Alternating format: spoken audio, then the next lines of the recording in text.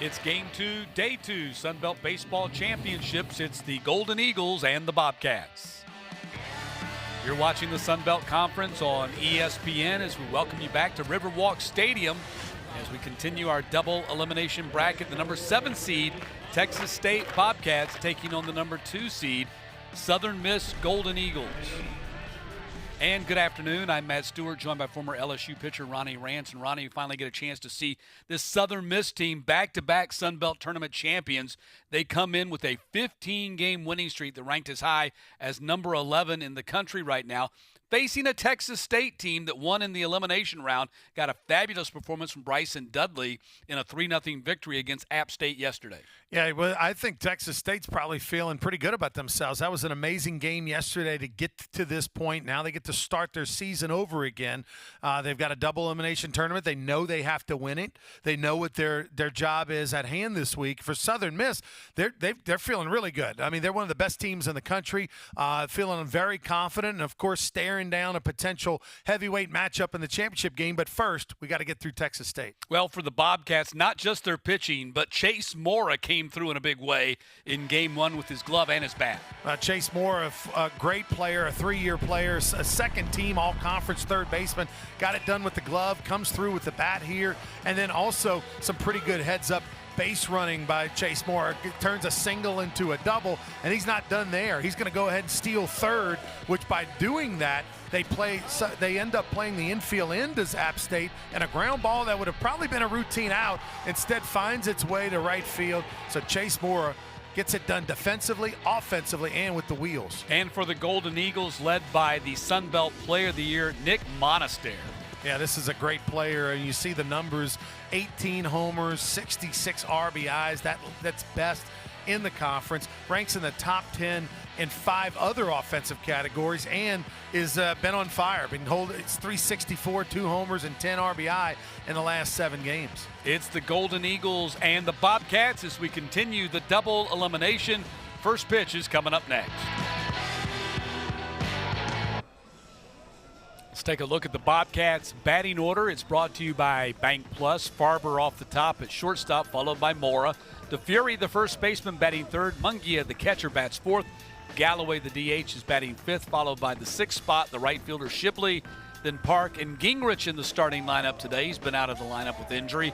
And Pugh batting ninth in center field. Stephen Trout, in his 6th season as the Bobcats head coach, has him going up against the Golden Eagles here in the double elimination round. And on the mound for the Golden Eagles, J.B. Middleton, one of the best in the conference, the 6'1", 178 junior right-hander out of Yazoo City, Mississippi, and Benton Academy. He was neck and neck with Jacob Morrison for pitcher of the year. He ends up being the runner-up, but a fabulous season. I mean, those are some big-time numbers. 9-1 record. ERA just a tick over 2, 91 1/3. He's been a workhorse on the mound, over 100 punch-outs. A whip that's below a 1 is incredible. And then last time out against a very good Troy team, he went 6 innings, only gave up 4 hits, 2 earned runs. And, I mean, you're talking about one of the best pitchers in college baseball. No doubt about it. Here's a look at the Golden Eagles defensively, with Stockman behind the plate, Russo at first base, Monaster at second, Pratt at shortstop, Barrett's the third baseman, Higdon in left, Cook in center, and Pato in right field. It's an all-star lineup for this Golden Eagles team. And let's take a look, Ronnie, at your keys to the game. Yeah, the keys for Texas State in this ball game, they want to start off with can they have strong starting pitching 2.0? We had it yesterday. That was 1.0. Can they have another one today? And then Texas State has to play with a sense of urgency. Don't have the letdown, right? You played with that urgency yesterday because you knew you had to win or go home. Keep that going. And for Southern Miss, capitalize on momentum that they already have. They're one of the hottest teams in America. And can Middleton repeat his April 11th performance where he went 7 innings against the same Bobcats and didn't give up a run? And might even say, can Middleton repeat what he has done every start this season? Right. He has been that good. 83 degrees right now, and the weather is brought to you by Troy University. It's 86 with the heat index. 40% humidity, so the humidity is dropping, which is a good thing, and the wind's coming out of the west. It's 7 miles per hour. Sparkling Wednesday afternoon in Montgomery, Alabama. as we get our second game of the day underway. Winner of this game will advance to play Old Dominion in the winner's bracket tomorrow. The loser will play Troy in the loser's bracket bright and early, 9 a.m. on Thursday. And Ryan Farber leading off the ball game for the Bobcats. Farber 0 for 1 officially in the game against App State yesterday. Was on base 3 times. Couple of walks, hit by pitch. Well, Farber's going to have his work cut out for him against J.B. Middleton. One of the so many impressive things about Middleton, one of the most impressive, is opponents are only hitting 166. That is nothing. Yeah, the Golden Eagles, led by their head coach, Christian Ostrander, who's also their pitching coach and had been the pitching coach in the organization before being promoted to head coach. Just does a fabulous job with his pitching staff year in and year out. They're one of the best staffs in the country, deepest staffs in the country, and always have a high-round draft pick in their starting rotation. And a Pitcher of the Year candidate, as they did this year in J.B. Middleton, who was named All-Conference first-team starting pitcher. 1-2 is hit down the line and out of play. Farber, the sophomore shortstop, 5'11", 190 out of San Antonio, and a switch hitter, so batting left-handed against the right-hander. And he has been at the top of the order in all but 12 games this season. Sticks his bat out there, slow roller to the third baseman. Barrett throws across and got him just in time. Well, Barrett showed a pretty good arm that time. Slow roller, had a fast runner, knew he had to let it go, and he fired a hand cannon across the diamond. And there's Coach Oz, Christian Ostrander, in his second season as the Golden Eagles head coach. He was the assistant for 5 seasons before taking over. 7 seasons as the head coach at Jones County Junior College, following in the footsteps of Scott Berry. Coach Oz is off to a 78-33 start in his head coaching career at Southern Miss. Yeah, Jones Community College, where he started off as a head coach, right down the road. I mean, right nearby Hattiesburg. They have really nice facilities and a pretty proud baseball tradition. 0-1 pitch to Mora, 0-2. You think about the volatility of the head coaching profession, but at Southern Miss, he is just their 5th head coach in the last 66 seasons. 1-2 following in the footsteps of Pete Taylor, then Hill Denson, the late Corky Palmer, who took him to the College World Series, and then Scott Berry. Yeah, Hill Denson actually recruited me out of high school. I took a visit to Southern Miss and got to know him real well. And that was an excellent straight changeup. 86 miles per hour, pulled the string. Mora goes down. Just swings right in front of it. Big out to get Chase Moore, one of the best hitters on this Texas State team. Bobcats got their work cut out for him today, facing Middleton. And here's DeFury.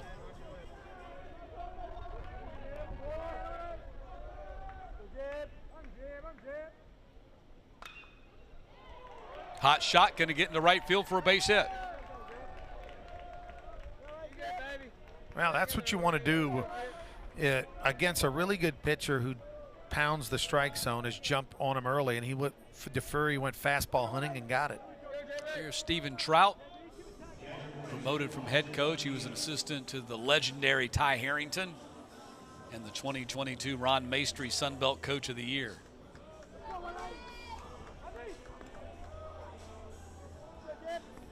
So his 3rd stint at Texas State. Right.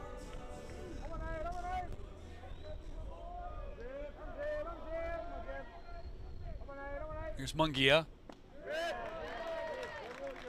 Swinging a miss, and it's 0-1. Looked like a little slider cutter or something right there. 88 with a little wiggle at the end. So DeFury now at first base has a couple of hits in the tournament so far. Ball is hit up the middle and stabbed out of the air by Monaster. That's your player of the year in the Sun Belt Conference.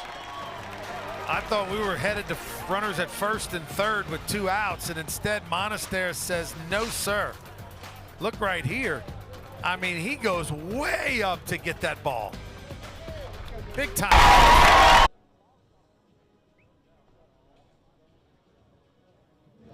Here's a look at the batting order for the Golden Eagles. They can mash the ball now. Bank Plus brings it to you. Cook in center field, followed by Monaster. Russo at first base. Pato, who was injured and missed most of this tournament a year ago, batting fourth and playing right field. Urban, who had a big home run in the Troy series to win it in the 8th inning. Batting fifth. Higdon in left, batting sixth, followed by Barrett at third base.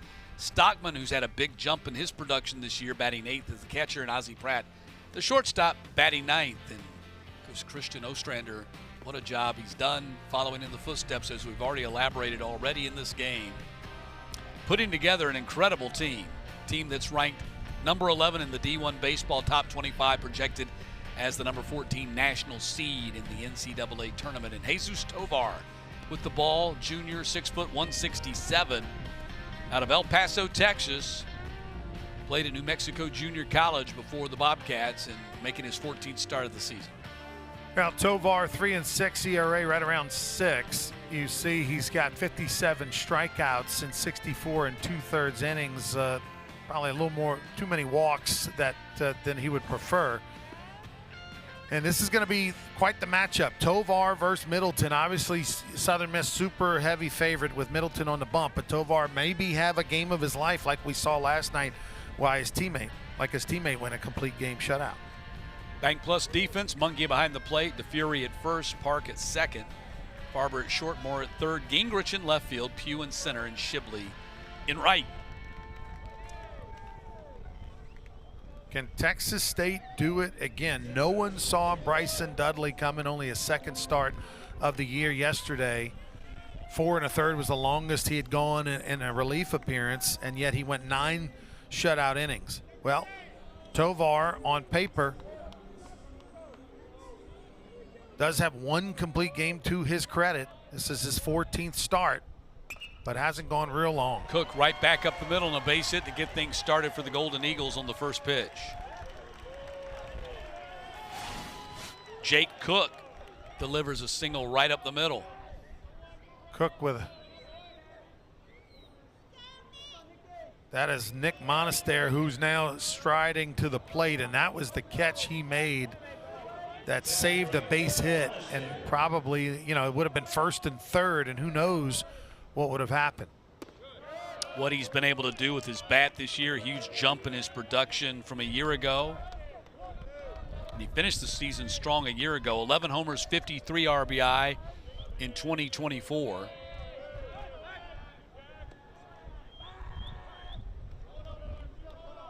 And it would be hard to argue. There's been a lot of great players in the conference this year, put up big-time numbers, but hard to argue against Monaster as the player of the year.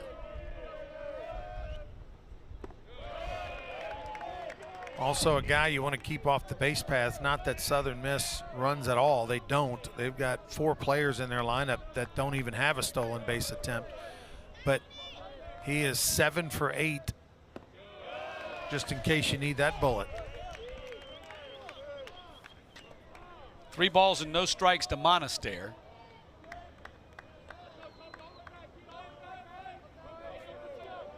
He was a finalist for the Booth Ferris Award. It went to his teammate, J.B. Middleton. They were both there at the awards ceremony on Monday. 3-0 outside, 4-pitch walk.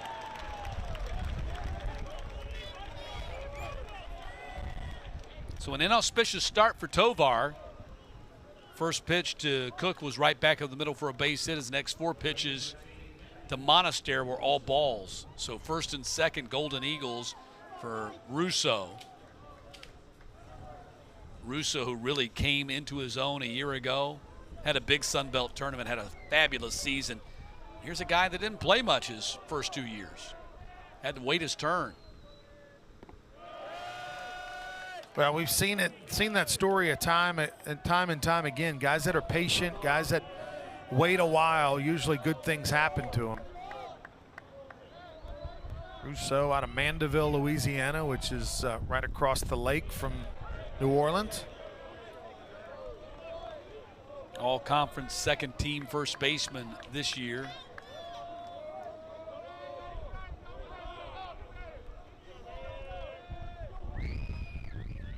Scoring opportunity right off the get-go here for Southern Miss. High bouncer on the infield. They'll get the one out at first, and everybody else moves up 90 feet for the first out of the inning. Wasn't obviously the intention, but sort of acted like a sacrifice bunt. Runners at first and second and no outs, and at least advanced all the runners. Well, that reminds me of what one of your teammates told me. Todd Walker, when he got to the majors, he was playing for Don Baylor in the Rockies, and he told Baylor, he said, look, don't ask me to bunt. If you want me to advance the runners, I will hit the ball to the right side of the infield every time. Just don't ask me to bunt.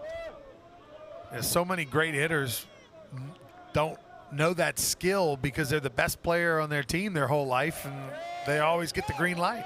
So Russo basically put down a bunt by chopping the ball to second base, although I'm sure he's probably looking to drive the ball if he could. So here's Pato. Pato didn't get to play in this tournament a year ago except as a defensive replacement and pinch runner late in the championship game because he got hurt late in the regular season and then played very little in the regional in Knoxville as well. So they're happy to have a healthy Carson Pato for this go-round here in 2025.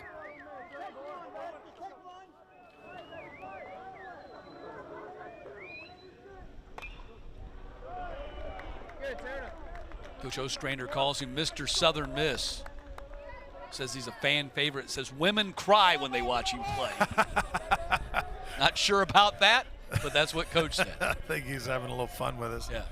Out of Van Cleve, Mississippi, so hometown boy. 1-2, fouled off. He won the Tony Robichaux Leadership Award in the Sun Belt Conference this year and also voted all-conference first-team outfielder. Here's the 1-2 to Pato. Fouls it back.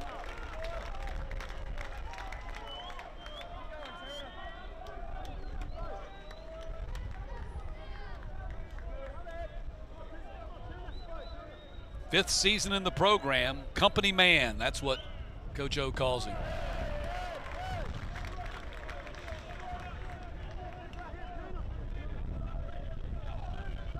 Second and third for the Golden Eagles here in the first.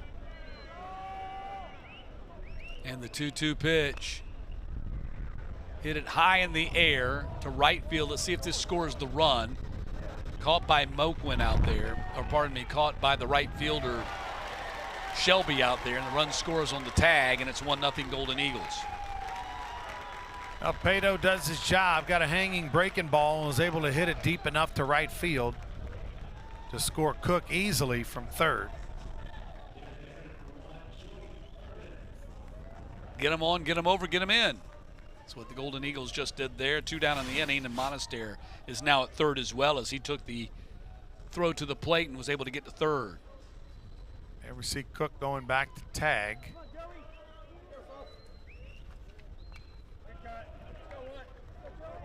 And he's able to score relatively easily.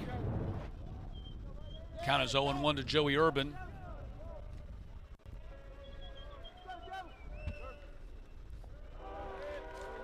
Urban out of Jupiter, Florida, by way of Butler College. Thought you were going to say he's in Jupiter, Florida by way of Saturn. But he had the big 8th inning home run in the victory over Troy on Thursday night in the final series of the regular season, a 4-3 victory, as Southern Miss became the only team all season long to win a series, a weekend series from Troy.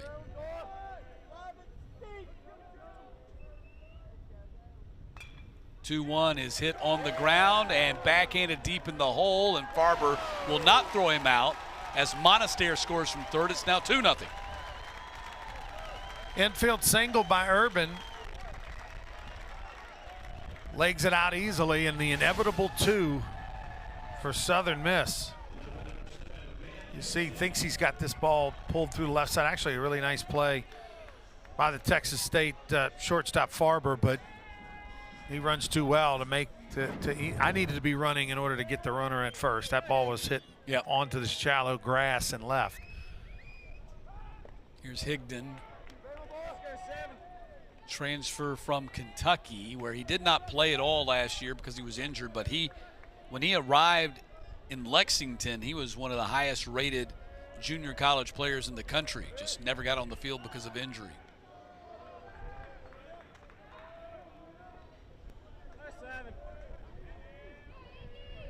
Out of Logan Junior College. Actually started his college career playing at Memphis. 88 miles an hour on that fastball by Tovar. That 4-pitch walk to Monaster really, kind of led to this, at least the second run of the inning. Well, the first two guys got on real quick, and then they both scored. Golden Eagles just do a really good job of taking care of whatever opportunities they have, and they did that here in the first. Still got a runner on with 2 down. 1-2 to Urban. Breaking ball nearly hit him, and I think it did. No, home plate umpire says grab that bat. Yeah, that was a bad sales job that time by Higdon. Watch the replay. Sticks his elbow out. Tries to get hit, and then tries to sell it. And then it's a delayed, and not really an Academy Award performance that time.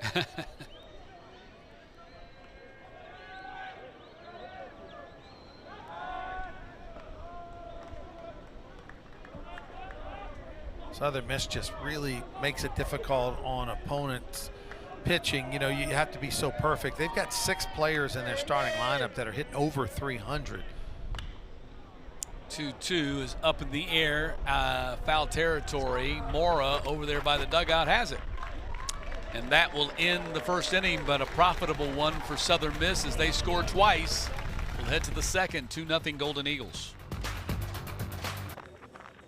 And we're rising to the top of the second, and a 2-0 lead for Southern Miss as you take a look at the field dimensions here at Riverwalk Stadium. 314 down the left field line, so that's the short poke down the line in left field, but then it gets deep in a hurry. 395 in the left alley, 400 dead away center, 373 in right center, and then 333 down the right field line. Got to be a real man to drive it out to left center field. 395 power alley. You're not going to see a lot of home runs hitting that direction. Saw Juju Stevens hit one out there last night. Well, Juju's different. I mean, that's 6 for 6. Guy improved. I've never seen in a single game guy go from a 180 batting average to well over 300. 357. He went from 182 to 357. But more on that as we go throughout the day. The Georgia Southern Eagles are on deck and playing Coastal Carolina, but one for the history books last night. If you weren't with us for our second elimination game, as Juju Stevens went 6 for 6, leading the Eagles to a 13-8 victory, knocking out Arkansas State. Well, for J.B. Middleton, this is exactly what you want. You got a 2-run lead here in the second inning, and a guy who traditionally all season long has done nothing but just throw strikes and limit opponents to a 166 batting average. So the Golden Eagles have to be feeling good about themselves right now. So Sean Galloway, as we talked about yesterday, just now getting back to the lineup. He's had all kinds of injuries, a hamate and then a hamstring. So very limited sample size for Galloway with the no homers and 4 RBI.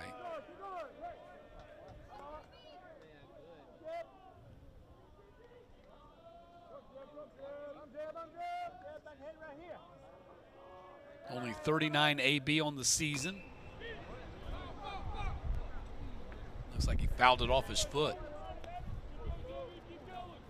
He's his own worst enemy. I mean, there's just certain people that are like that are ball finders, and the ball just seems to find them. You can see he's got that protection on the left ankle because he's been prone to foul that ball off the ankle before. Hits this one on the ground, gobbled up by the shortstop. Throw pulls Russo off the bag. He puts applies the tag for out number 1.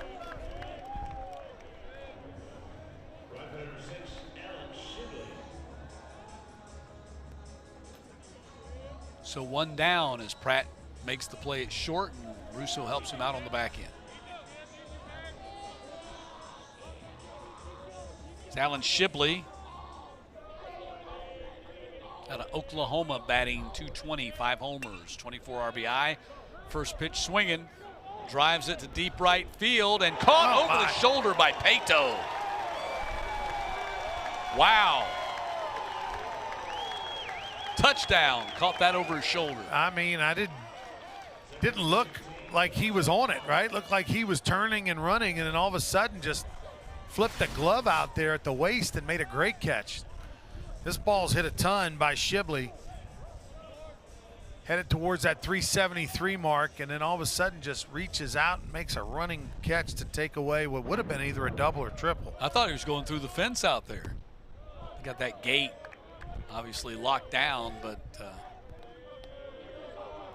had some budge on that gate as he hit it.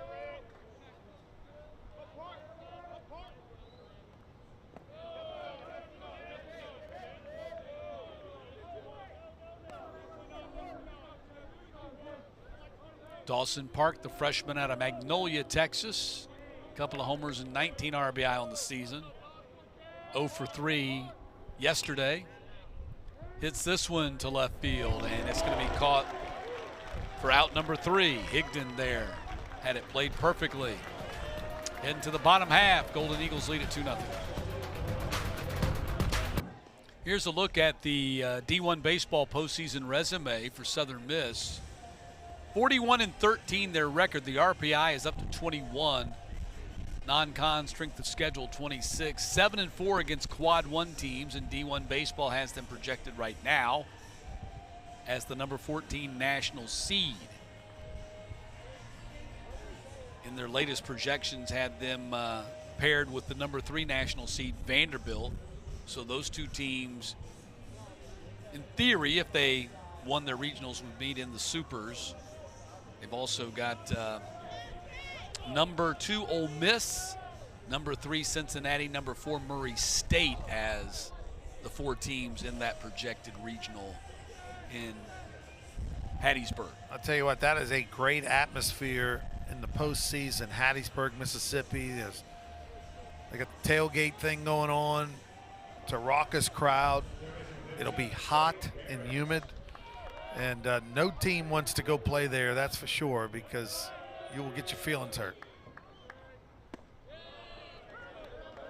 If they indeed end up hosting, it would be the 3rd time in 4 years that they've hosted a regional. And they seem destined certainly for their 9th consecutive NCAA regional.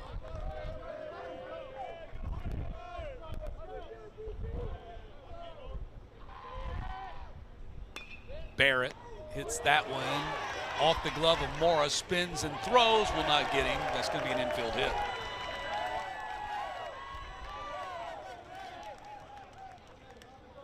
So Barrett delivers the 3rd hit of the game for the Golden Eagles. Or just the 2nd, actually the 3rd, it is the 3rd. That ball was hammered down the left field line, almost a great grab. Instead it'll go for a single. To say that the Golden Eagles have been a tremendous addition to the Sun Belt Conference in baseball would be a huge understatement. Just a little bit. You think about what the Sun Belt has done here in the last decade, adding a national champion in Coastal Carolina, adding a perennial NCAA regional contender and often host in Southern Miss. And they've won back-to-back tournament championships. Ball is laced into right field for a base hit off the bat of Stockman. Headed to 3rd and reaching is Barrett. Runners at the corners. Stockman, another one of those 300+ hitters in the starting lineup. Tucker Stockman batting .331 on the year with 160 at-bats. I mean, you don't see those kinds of numbers normally for an 8-hole hitter. And that's up from .227 a year ago. He pokes it into right field, and Mr. Jesus Tovar has himself in a little bit of a jam, and we might even have a pitching change. We got a visit right now. That's Coach Trout out of the dugout. Tovar started off his career first 3 seasons at New Mexico Junior College. He's out of El Paso, Texas. Valentin, a left-hander, warming up for the Bobcats.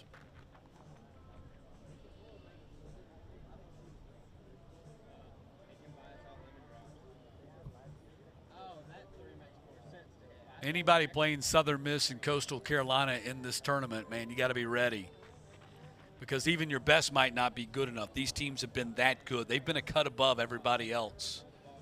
Yeah, Valentin looks like he's still just in the early stages of getting loose, so they're going to hopefully just motivate Jesus Tovar to lock in here. He's got a tough task, but they need him again, because if you lose this game, it's a double elimination tournament. So it's one of those situations, Matt, where you want to, hey, even if we're going to lose, we want Jesus Tovar to go as long as he possibly can to eat up innings to save the pitching for the rest of the tournament. Here's Ozzie Pratt, their all-conference shortstop. Strike one to Pratt. Nice bender on the inside corner. You saw Pratt thought it was a ball, turned in, kind of gave up on it.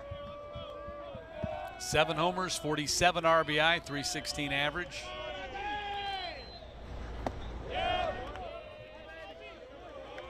Behind in the count 0-2. Sometimes those mound visits work, right? Coach goes out, has a word. Best 2 pitches of the day by Tovar, the next 2 after he walked off the mound. Hitting with a little bit more pop than a year ago when he hit 3 home runs. He's over doubled that. But going back to Coastal and Southern Miss, consider this. Top 2 teams in this conference have combined 50 and 10. Wow. In conference play. Swing and a miss. Pratt goes down for the first out of the inning. 3 pitches and a punch out when you need it most. Runner at third, less than 2 outs.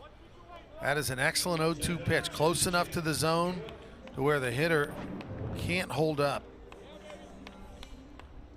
Yeah, Southern Miss and Coastal both went 9-1 in their conference series. Coastal, the series they lost was to Troy, and the series that Southern Miss lost was at Marshall. And that was in the 4th weekend of conference play. Things really clicked and turned for Southern Miss when they won 2 out of 3 at Georgia State. So they won the series, no problem. They got run ruled in the Saturday game. And Coach O talked to his guys after that run ruled loss and said, hey, look, what do you want to be? Do you want to be a team that dominates this conference, or you just want to be a team that's going to take 2 out of 3 every weekend? Most people are happy with 2 out of 3, but they have not lost a conference game since that conversation. Run scores as they can't turn the double play, and it's now 3-0 as Barrett touches the plate. RBI for Jake Cook. That is RBI number 25 on the season. Southern Miss extends its lead. So Cook picks up the run batted in on the fielder's choice. We've seen a number of high choppers. This is game 4 of the Sun Belt Championship, and that infield is going to get harder and harder as the week goes on with all the activity, all the games, the 90-degree temperatures baking down on it. You know, you water it in between games, but there's only so much you can do. You really need to soak it this time of year. So because of that, keep an eye on it all weekend long. You're going to see balls shoot through the infield because it's going to get like concrete as the week goes on. Monastery at the plate.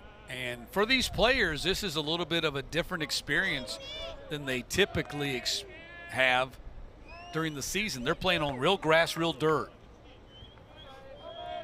You don't see that as much as you would think. Yeah, a lot more fields these days have either the whole thing is artificial or at least the infield, including the mound. You know, It can be a different experience for some of these pitchers that are starting to grow up now, pitch on synthetic mounds more often. I mean, oftentimes you don't wear spikes. It's completely different. You don't have holes to contend with where you land.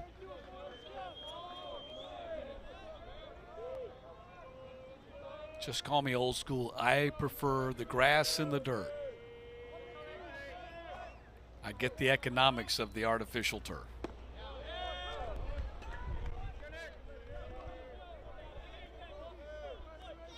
The managers prefer the artificial turf. Very little cleaning. Just all you're doing is washing out sweat, no dirt stains. Yeah, the concessionaires, everybody prefers it, except if you have the ability to have an all-natural grass field, you have the staff, you have the economics, it's really, really nice. Yeah. And it's how the game is intended to be played, right? You don't have any artificial surfaces in the major leagues other than, what does Toronto maybe, I think, have an artificial surface? But it used to be there were a bunch, and now they've all gotten away from it.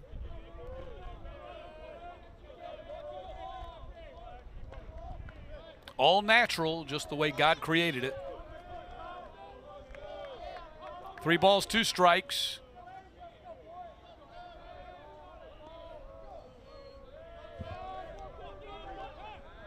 Throw to first, chases back Cook.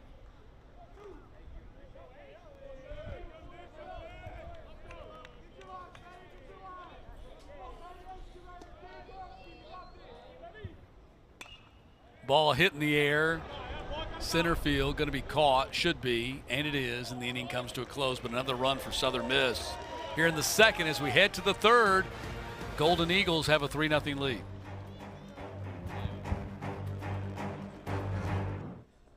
Here's a look at your Sun Belt Conference award winners here in 2025. Nick Monaster, who you're watching in the game right now, the Player of the Year, second baseman for the Golden Eagles. Jacob Morrison, we'll see him later in the week. He will not be starting for Coastal Carolina later today. He is the Pitcher of the Year. Probably won't see him until Friday or Saturday, depending upon the scheduling for the Chanticleers. Caleb Freeman, Sr., was the newcomer at Georgia State. They did not make the tournament. Tyler Lichtenberger, saw him with App yesterday. They've been eliminated. He was the shortstop and Freshman of the Year. Carson Pato playing in the game you're watching right now, the Tony Robichaux Leadership Award winner. And Kevin Schnall, the first season head coach for Coastal Carolina, 26-4 their record. He wins the Ron Maestri Coach of the Year award. And there's a look at Monaster on your left and Pato on your right. Got some trophies for the mantelpiece. You could give a few trophies to some of these guys. They have had great years, and of course, Monaster, we already saw what he's about with the defense as well as the offense. The numbers are there, but the defense he flashed in the first inning was incredible. And obviously, Pato flashed some leather of his own. A little running catch there in the outfield.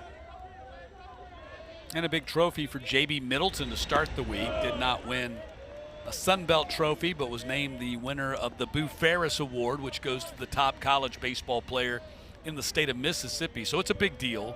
Named after Boo Ferris, the legendary Delta State coach there in the Magnolia State.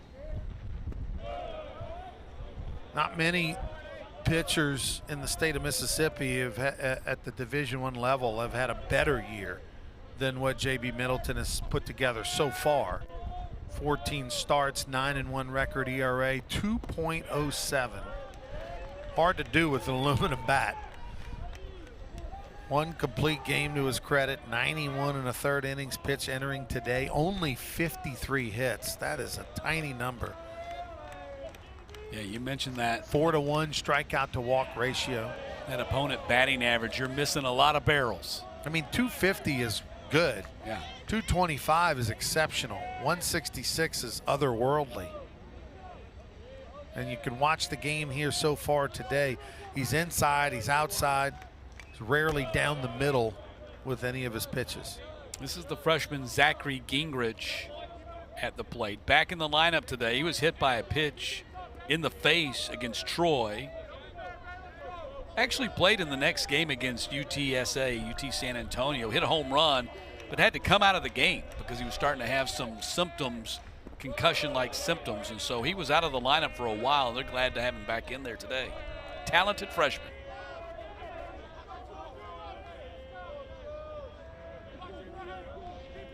Out of Spring Branch, Texas, Smithson Valley High School. He was named the 2024 San Antonio Express News Male Athlete of the Year.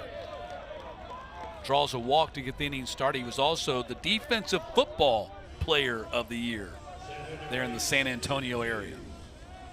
Gingrich will take it down 3, leadoff batter. You need to get on base some kind of way, only hitting 226, and a rare mistake by Middleton to walk the leadoff hitter. By the way, this year, in all of Middleton's starts, he's only had one start where he didn't go at least 5 innings. That came in his 3rd start of the year back in February against TCU. He went 4 innings, gave up only 3 hits and 1 run. It wasn't even earned. But he had his pitch count was up to 88. And so early in the season, not taking any chances, they pulled him in that game. Made a big jump this season into not only the starting rotation, but the ace of the starting rotation and a first-team starting pitcher in the conference. He was just 2-1 with a 4.34 ERA and a couple of saves in 24 appearances last year, making only 2 starts last year, but he came on strong at the end of the year.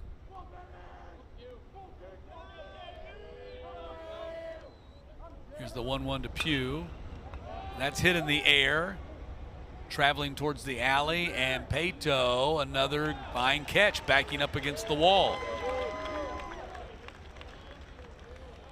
Well, you know, the thing about Middleton is obviously he'll have a decision to make. He's, you know, going to be a pro prospect. Who knows if he'll sign or return for his senior season, as we see Pato make a nice catch on the track. But what would be interesting is in 2023, his freshman year, he had an 8.68 earned run average.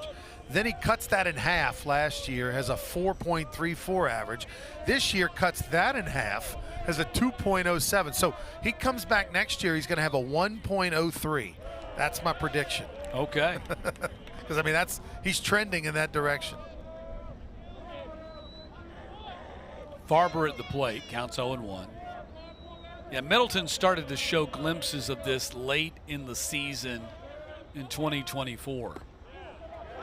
He picked up a win in relief against Troy in the Sun Belt tournament last year with 2 1/3 scoreless relief and 3 strikeouts. And then he had a big outing in the regional in Knoxville, just his 2nd start of the season. But he went 3 1/3, had a no decision in what turned out to be a 12-3 loss to the Volunteers, who, of course, who went on to win the national championship. But Coach O says it was at that time they realized he was ready to make the jump. At their exit meetings, they said, you know what, let's pull the plug on going to the Cape. Let's stay here, work on your body, work on some mechanics. He did that, spent the summer there, and they started to see a different J.B. Middleton in the fall.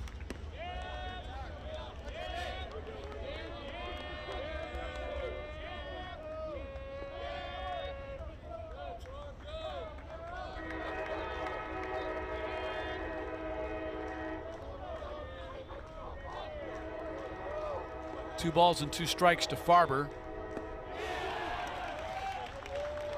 Strikeout for Middleton.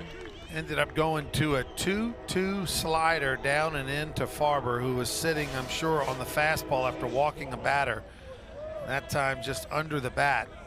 Just it looks like a fastball out of the hand as the hitter doesn't pick it up and realize that tight spin until it's too late. 2 strikeouts for Middleton, and here's Mora, who struck out his first time up.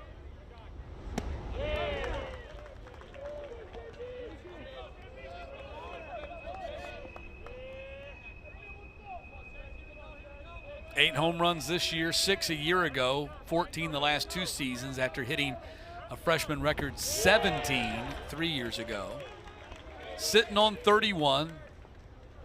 The career Texas State record is 36, held by Paul Goldschmidt.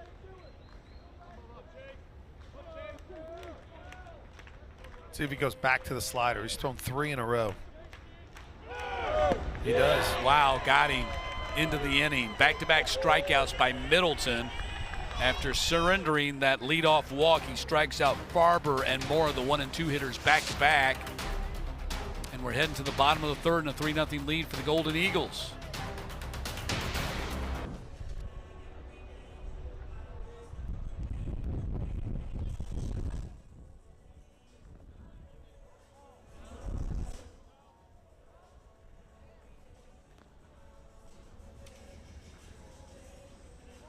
Bottom of the third and a 3-0 lead for Southern Miss, and they'll be facing a different pitcher when they go up there to bat here in the bottom half. Jesus Tovar is done for the day, and Valentin comes in.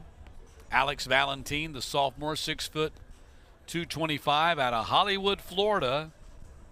ESB Academy and Nova Southeastern before he signed with the Bobcats, making his 16th appearance.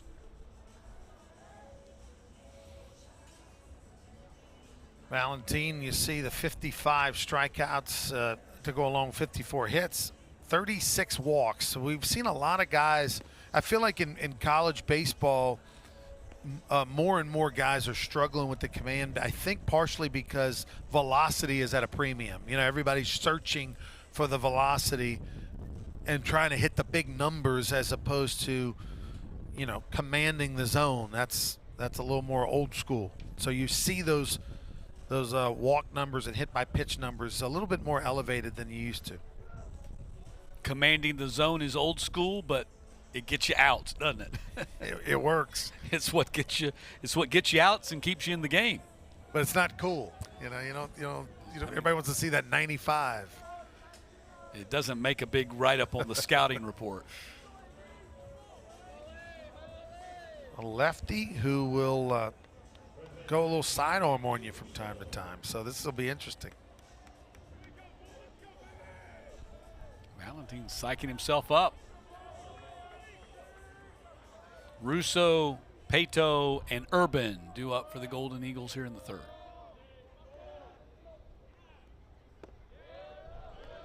Strike one from Valentin.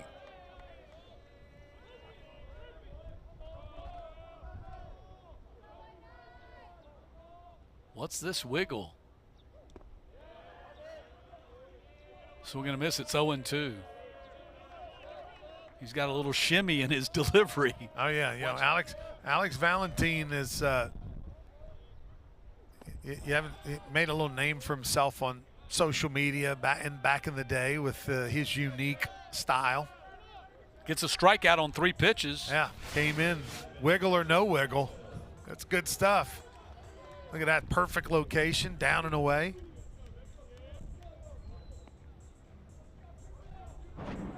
Valentin, 6 foot, 225 pounder, sophomore out of Hollywood, Florida, which is just right around Fort Lauderdale, 30 minutes north of Miami.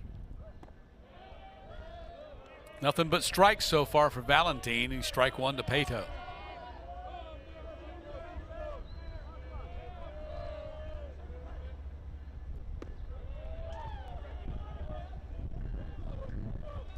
One ball, one strike to Carson Pato, who had a sac fly RBI his first time up.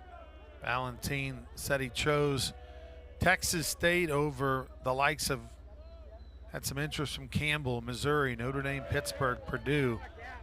Made his way from Florida all the way over to San Marcos, Texas. 2-1 pitch. 3-1. 91 on that fastball.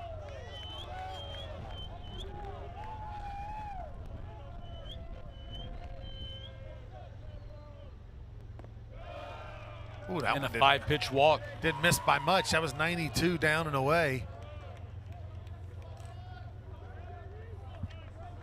So Pato aboard with one down in the inning. That'll get Joey Urban to the plate.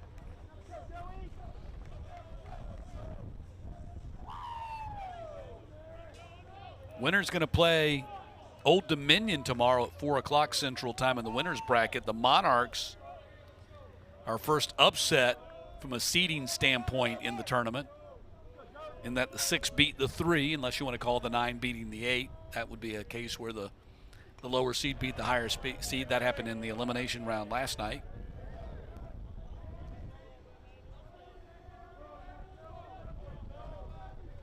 But the Old Dominion victory over Troy, I think, falls into that upset category. Troy had been ranked in the top 25 all season long until losing their 3 games to Southern Miss the final weekend of the regular season at home, and they've now got a 5-game losing streak. They got to figure it out in a hurry because they're now in the elimination round.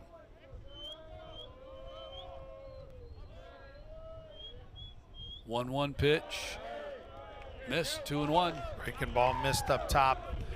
You must not be on social media, Matt, a bunch, because back in late February, I remember actually seeing Valentin against it was against Texas A&M. Yep. Where he went 4 2/3 innings in relief. Texas State beat A&M, by the way, 7-3 in that game over at Bluebell Ballpark in College Station. He allowed just 1 run on 2 hits, 2 walks, while striking out 5. One of his strikeout victims was Jace Laviolette, who's one of the best players in the country. And he showed, he was doing all the wiggles and the gyrations and all that, and that caught the attention of a lot of folks and was kind of all over social media. I vaguely remember that now. Mm-hmm. They did beat A&M, and they nearly swept the 2-game season series from the Longhorns. They beat them in Austin and then had them on the ropes in San Marcos before they ended up losing that game 14-11, I think was the final. Here's the 3-2. The ball is hit in the air to deep right field, getting back close to the track and on the track. Long fly out.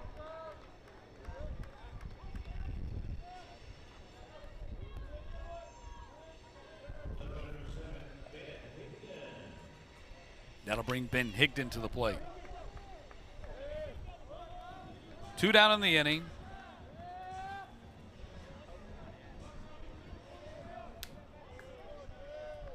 Yeah, Texas State's had an interesting season. They've had some really big wins, some high-profile wins.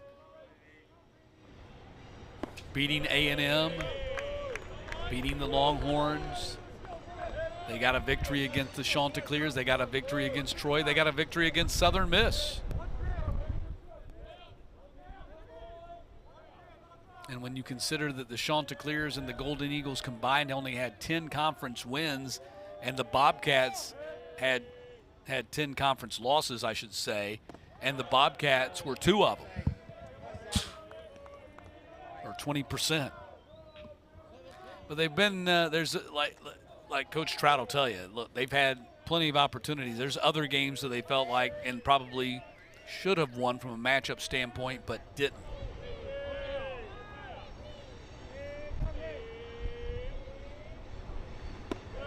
Yeah, basically big game hunters, right? They went back on February the 25th when they beat Texas A&M. They were #1 in the country. Then later on they beat Texas on April 1st, who was 5th in the country at that point. Did take one from 23rd ranked Southern Miss back in April. But they ended up going 3-7 in their Sun Belt series. The only series they won were at home against Arkansas State, at Louisiana, and at home against ULM.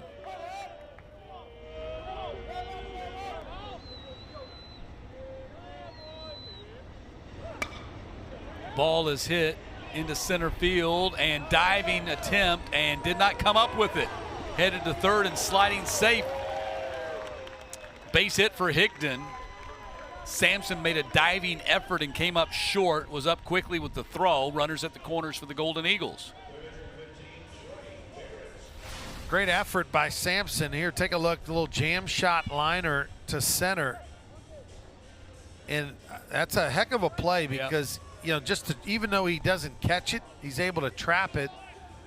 It's also a risky one. If he doesn't come up with it and that ball gets past him, we're looking at a double, triple. And a run scored. Yeah, and a 4-0 lead. Here's Trey Barrett, singled his first time up. Ball 1 to Barrett.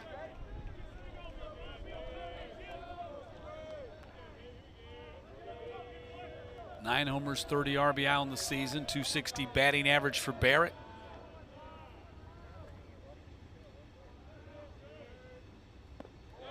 There's a strike, and it's 1-1.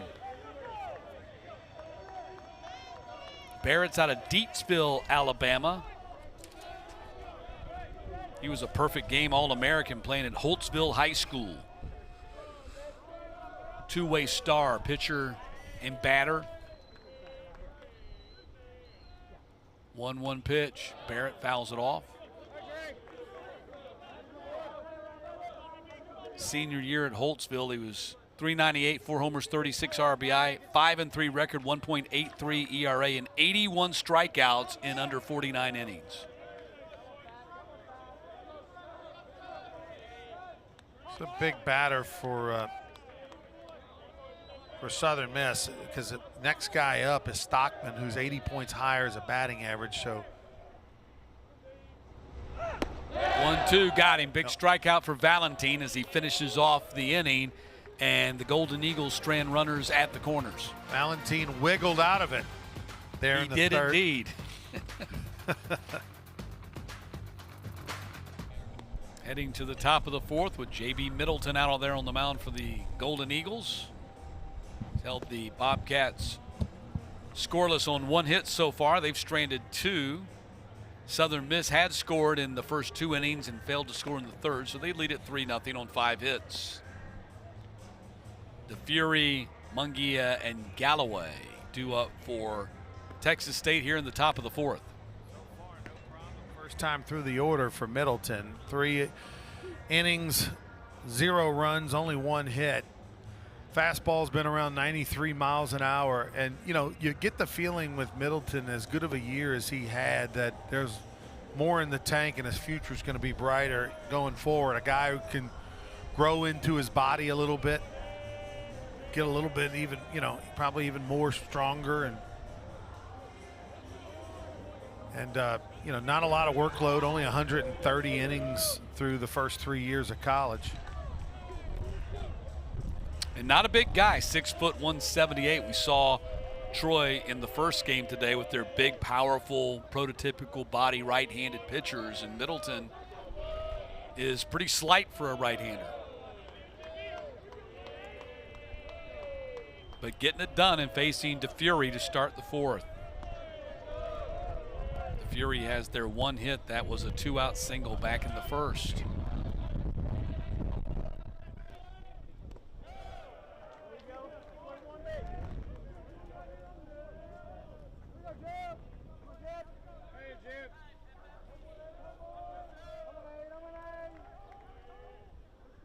Four homers, 18 RBI for DeFury. Pulled the string there on a straight changeup. DeFury's first at bat, he attacked the very first pitch he saw. A fastball, drove it through the right side. DeFury came in, stepped in, and became the everyday first baseman after a season-ending injury to Ethan Ferris, who played their first 17 games. Went down with injury, and DeFury became the everyday first baseman. Had a big career at Blinn College before joining the Bobcats, where he played for the 2024 national champs.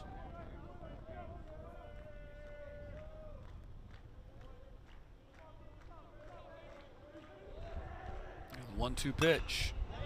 And that ball is hit down the line, and that is a foul ball.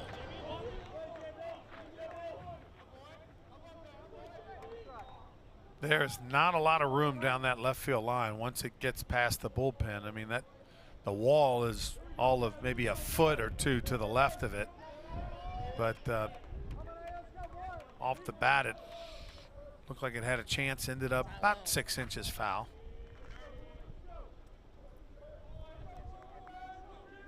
Yeah, basically, if you are in foul territory down that left field line, you're in the front row of the seats almost, if there were seats that came down to that. The seats don't come all the way down to the foul line in left field. Called strike 3. 3 consecutive strikeouts now for Middleton. Backdoor breaking ball. Kind of circles the outside part of the plate. You can see that DeFury completely disagreed, thought that pitch was off.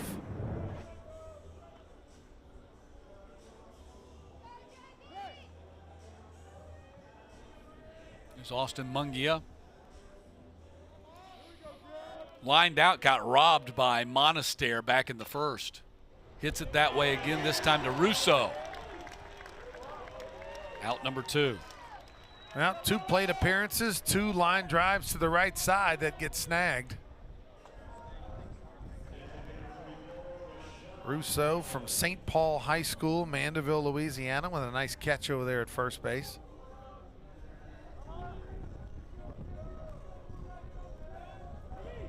Coach O says he's got the it factor. Got the big personality on the team, big fan favorite. Had a big Sun Belt tournament here a year ago and a big hit in the 9th inning as Southern Miss rallied to beat Georgia Southern 14-11 in the championship game. There you see Rousseau right there. His whole high school, St. Paul, has produced a lot of great baseball players. Kate Anderson, who's the ace of LSU, went to that same high school. Also a couple big leaguers, Mike Fontenot, Ryan Schimpf, all played in the major leagues. About 30 minutes away from New Orleans is where he went to high school.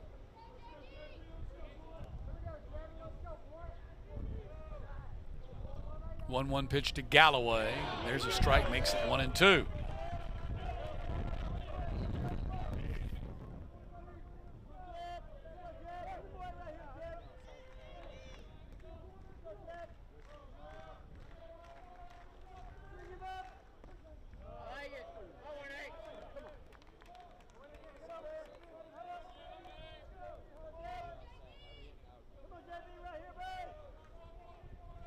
Two balls and 2 strikes to Galloway.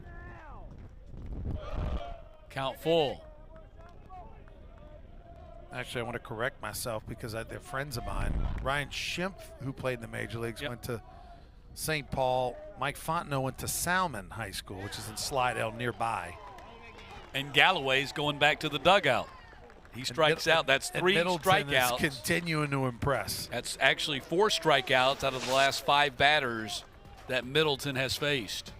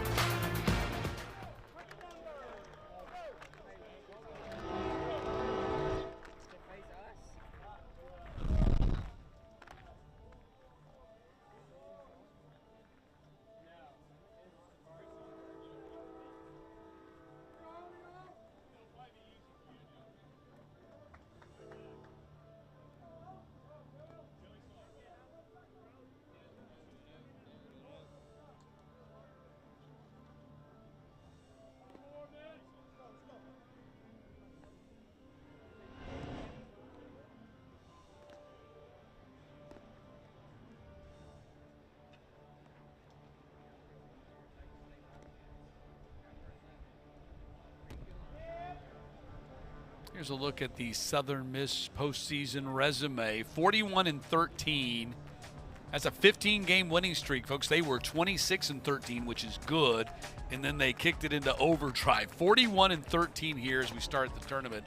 RPI 21, 15-game winning streak is the second longest in D1, and Coastal's right behind them at 14 games. Their best wins against Troy, TCU, Ole Miss, and Mississippi State. Coach O in his second season. Well, I would think they would be, a lock to be a national seed. At least they should be. That's a national seed. Productions have them as the 14 national seed right now with Ole Miss playing there.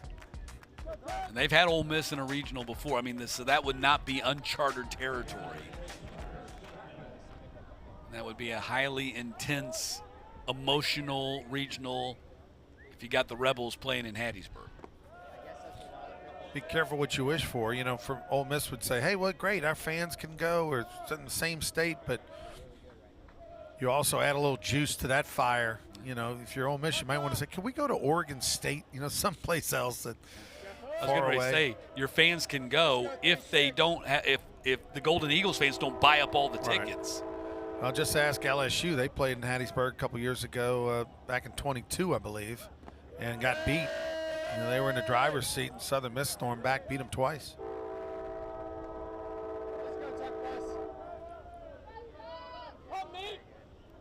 Two balls and a strike here to Stockman.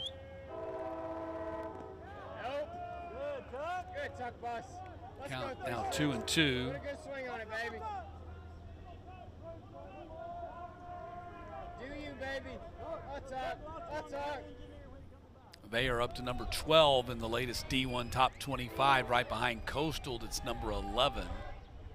And Troy was in the top 25 until the Golden Eagles basically knocked them out with that 3-game sweep last weekend.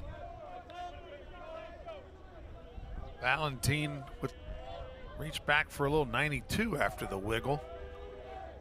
That was a left-handed pitcher with not that much wiggle. I kind of want to go back and try it. Ball is hit down the line. That's a fair ball into the corner. Stockman hits first, heads to second, got a double. Tucker Stockman continues his big offensive season. I mean, the 8-hole hitter, I mean, the production you get from there is really incredible. 8 doubles now on the year. Swung and missed, or actually took a 92-mile-an-hour fastball in the inner third. That time it was on the outer portion, and he just went with it. So he's in scoring position. Golden Eagles have had runners in scoring position every inning, and fourth will be no different. Ozzie Pratt comes to the plate. Pratt shortened a bunt and took a strike, or took a ball. Actually a ball, 1-0.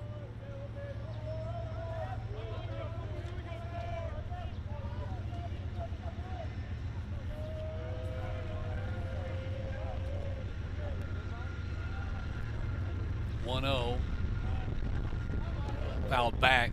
This must be the 310 to Yuma. Wasn't that a movie? I think that was an old Western, wasn't it? I'm not an old Western guy. Something like that. I think there's. I believe you.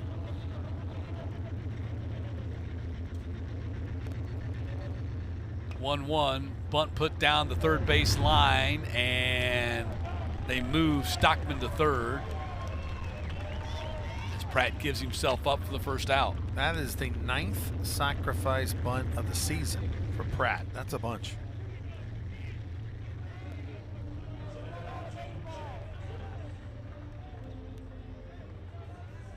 They've only had 30 as a team. He's got almost a third of them.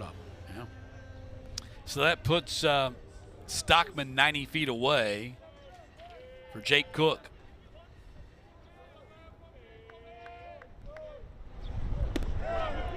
Cook was a pitcher a year ago, transitioned. He was a pitcher because of injury and just an uber talented super athlete when they signed him out of Madison Central High School in Mississippi. And so they decided to make the move with him. And in fall ball, Coach O says this guy was as talented as anybody in the outfield that he had seen.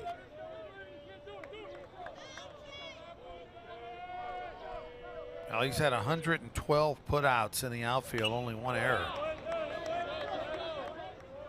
But offensively, you see the 350 average coming into today, but more walks than strikeouts. That's always to go along with a high average is special. 23 walks, 17 strikeouts on the season. All-conference second-team outfielder with the season that he's put together this year. Count as 1-2. And he rips this one into right field, and it's gone. Jake Cook. Home run number 2. RBI 26 and 27 in his 5-0. Look at that celebration. The old photo pose. And Cook just continues his sensational season. Only his 2nd homer of the year, but it was a 1-2 breaking ball that's held up. You could see as soon as he hit it, Alex Valentine, the pitcher, knew he made a mistake and knew it was gone.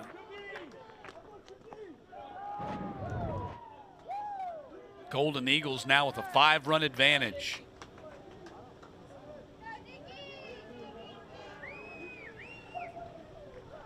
Monaster hits it past the third baseman in the left field for a base hit. First hit of the game for Monaster.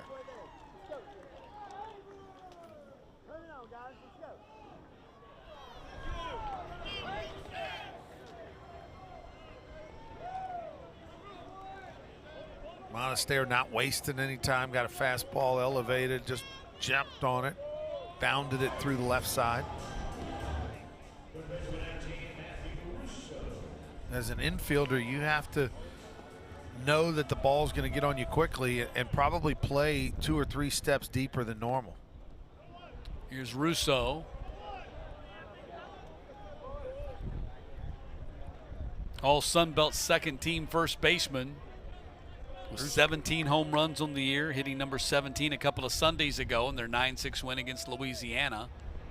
Ooh, that got him. Hit in the meat of the back. How about the big fella, 255 plus pounds? They had him bunting right there. I was the founding father of the lefties 250 plus club when I was in college at LSU, so I always like to see other members of the fraternity. So Russo at first. Monaster now at second. Golden Eagles threatening to expand this lead even more with Pato coming to the plate.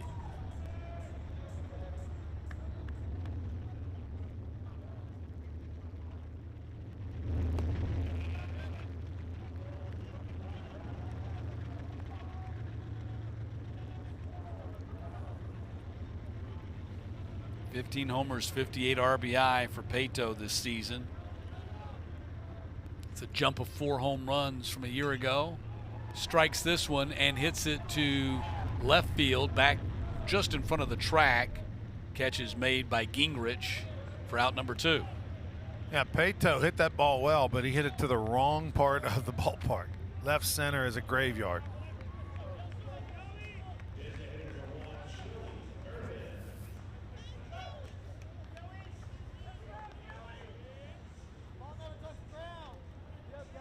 Joey Urban steps to the plate. Single for him, knocked in a run in the first.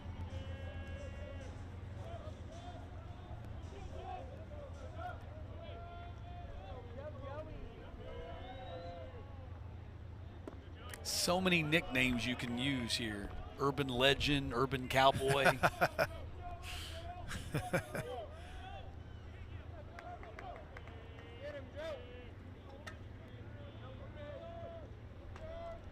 Here's the 0-1 to Urban. Those are all good nicknames, but there's an Urban Daiquiris by my house. That's the only one I'm familiar with.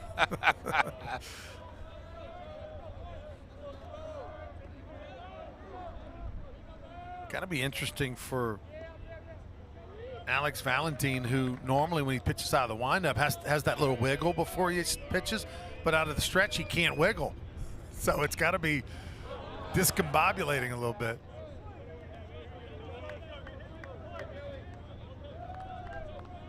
Count 1 and 2 to Urban. 2 runs in here for the Golden Eagles on the slam by Cook.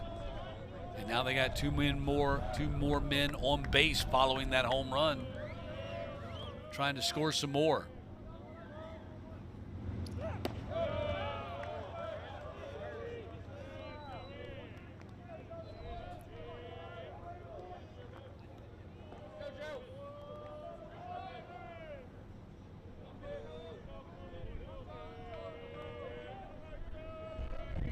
Two-two pitch from Valentin. Fouled out of play.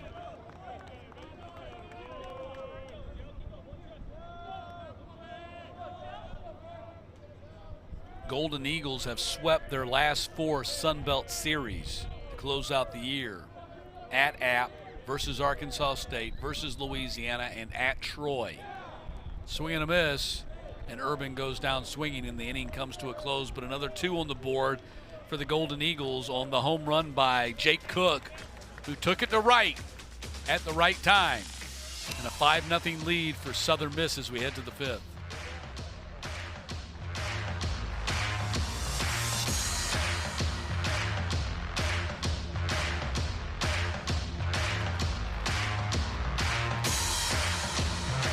Heading to the top of the 5th, J.B. Middleton now been staked to a 5-0 lead, Ronnie Rance. JB Middleton's been sensational, commanding the zone, fastball in the low 90s, total control, and you're probably looking at a guy who is going to have one start this week, so let him blow it out. And looking at what he's done this year, he's had 3 or 4 starts where he's thrown over 100 pitches. So 110 would be nothing for Middleton today. So far, only 1 hit for the Bobcats, and that came back in the first inning. And that was from DeFury, who struck out the second time up, and they're facing Shipley, Park, and Gingrich here in the 5th.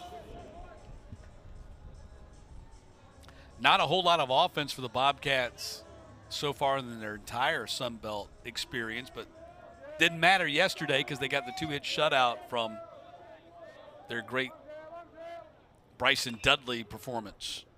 Ball hit to Russo. He gobbles it up and steps on the bag, and Shibley's retired. Soft hands by the big fella over at first base. I mean, that was not an easy play. A little backhanded chopper. 1 pitch, 1 out. He's a dancing bear. So based on kind of the pitch count situation that's happening here, about 12 pitches or so per inning, you could see a scenario where a complete game might be an option for Middleton if he stays on this pace. It's Dawson Park.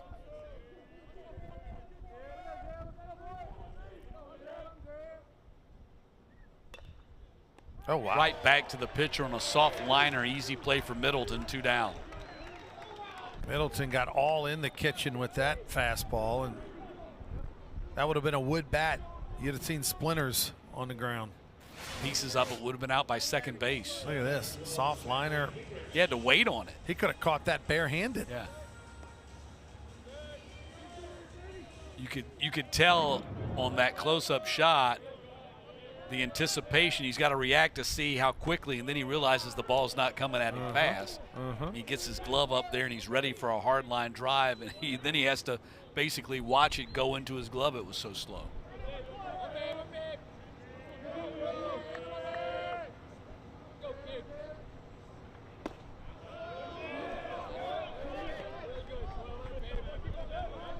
Gingrich walked his first time up.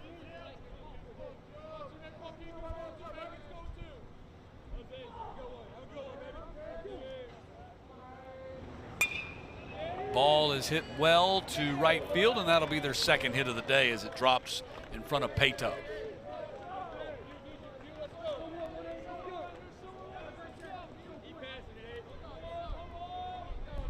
So hit number 2 for the Bobcats.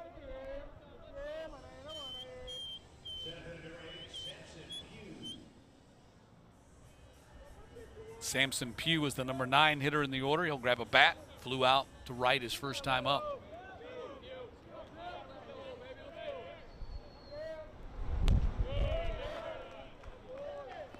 That cutter slider thing he's throwing there, it looks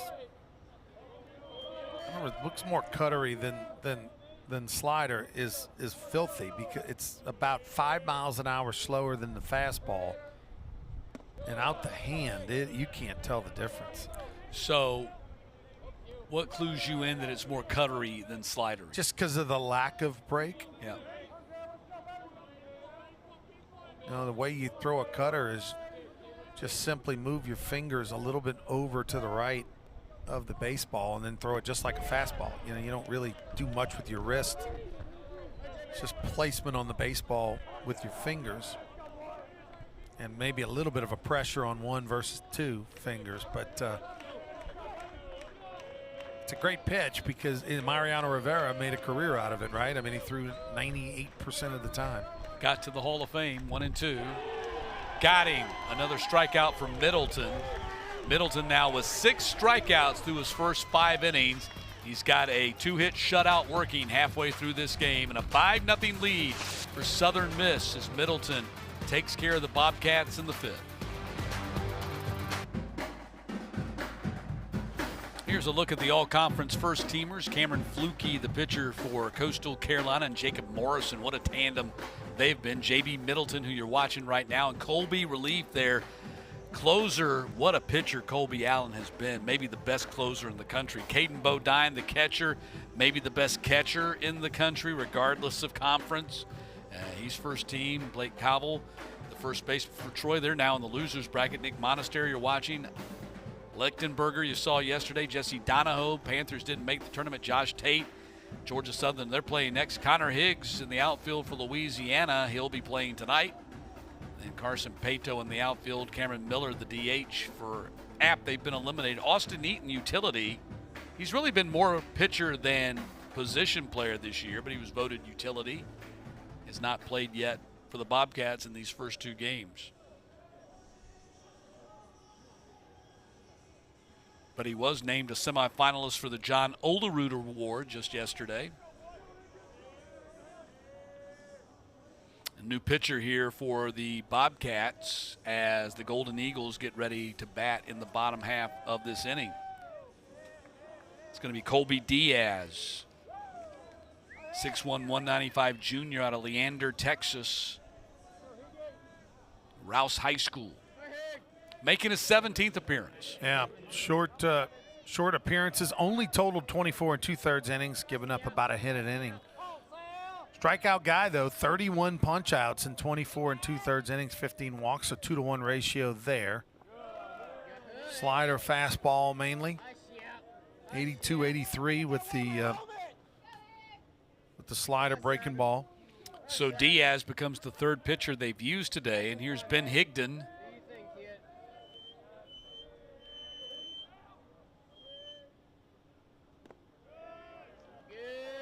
Fastball range 90-92.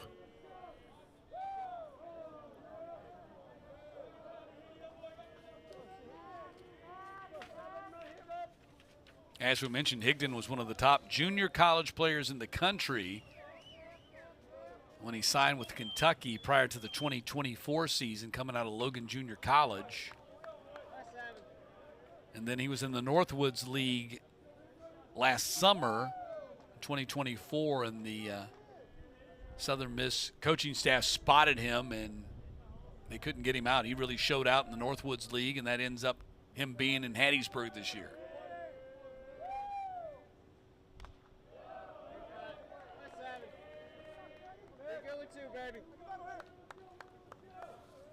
Perfect game rated him the #2 junior college transfer in the country when he signed with the Wildcats. Never played because of injury. But listen to the year he had at Logan Junior College. Hits this on the ground. We'll have to talk about it later. That's going to be one out. Yeah, you're going to want to stick around to hear about that year for his next at bat. I'll give you a little hint, a little teaser here. He hit 459. Yeah, that's all you need to know. One down in the fifth. Here's Barrett.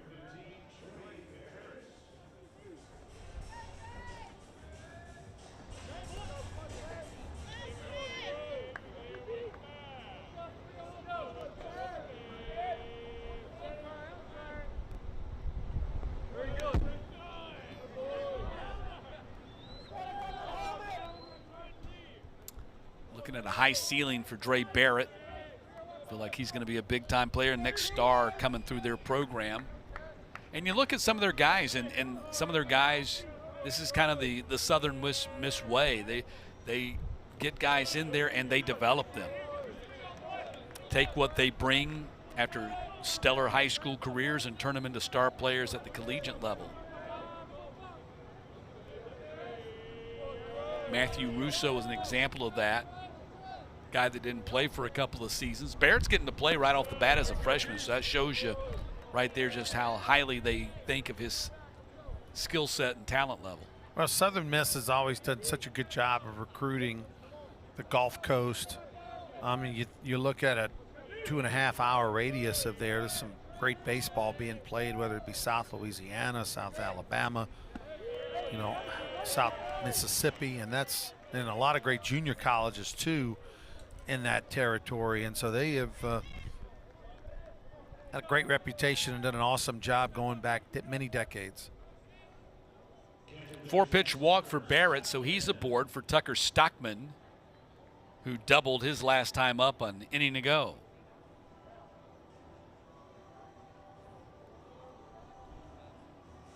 Tucker Stockman's dad, Matt, is an assistant coach on the Athens, Alabama baseball team, high school baseball team. What great professional athlete, or at least the one I'm thinking of, there might have been more, but this is the one I'm thinking of, came out of Athens, Alabama high school? Don't know. Quarterback. Don't know. NFL, long time, lots of kids. Detroit, L.A.? No, Phillip Rivers. Okay. Oh, wow, lots of kids. You're right. You didn't say a plethora of like kids. 9 or 10, right? Right. And he's a high school coach now himself, right? Yeah. That's what I heard. Good for him.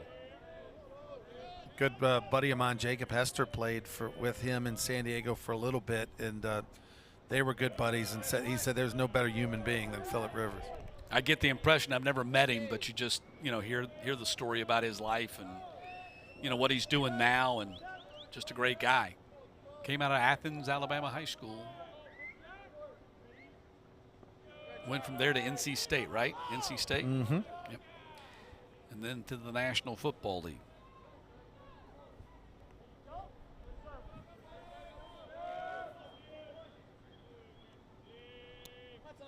I know you're a Saints guy. What about their quarterback situation all of a sudden?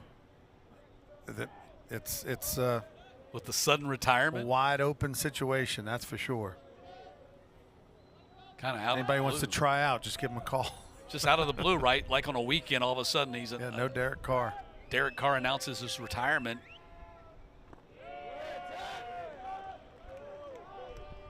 It'll be interesting. Football season will be here soon enough. Still got lots of big-time baseball to go here. Well, Texas State has some activity milling around in the bullpen, and they're kind of in that awkward spot where it's only the 5th inning. You're down 5-0. You don't want to wave the white flag and say, okay, well, we lost this game. And you want to, but at the same time, you have to make decisions. You see what we've got coming up today. We're just not even halfway through this day between Georgia Southern and Coastal Carolina, #1 team in the league, coming up next. And then the nightcap, Marshall, really a surprise team, right, of the league. The best year they've ever had in the Sun Belt, taking on the Raging Cajuns at 7:30 Central. Yeah, just their 3rd season in the Sun Belt, but basically their best college baseball season since 2016, going back to their days in Conference USA. And I'll use this stat to illustrate how radically it's different it's been for Marshall this year. They won 16 games in the conference this year.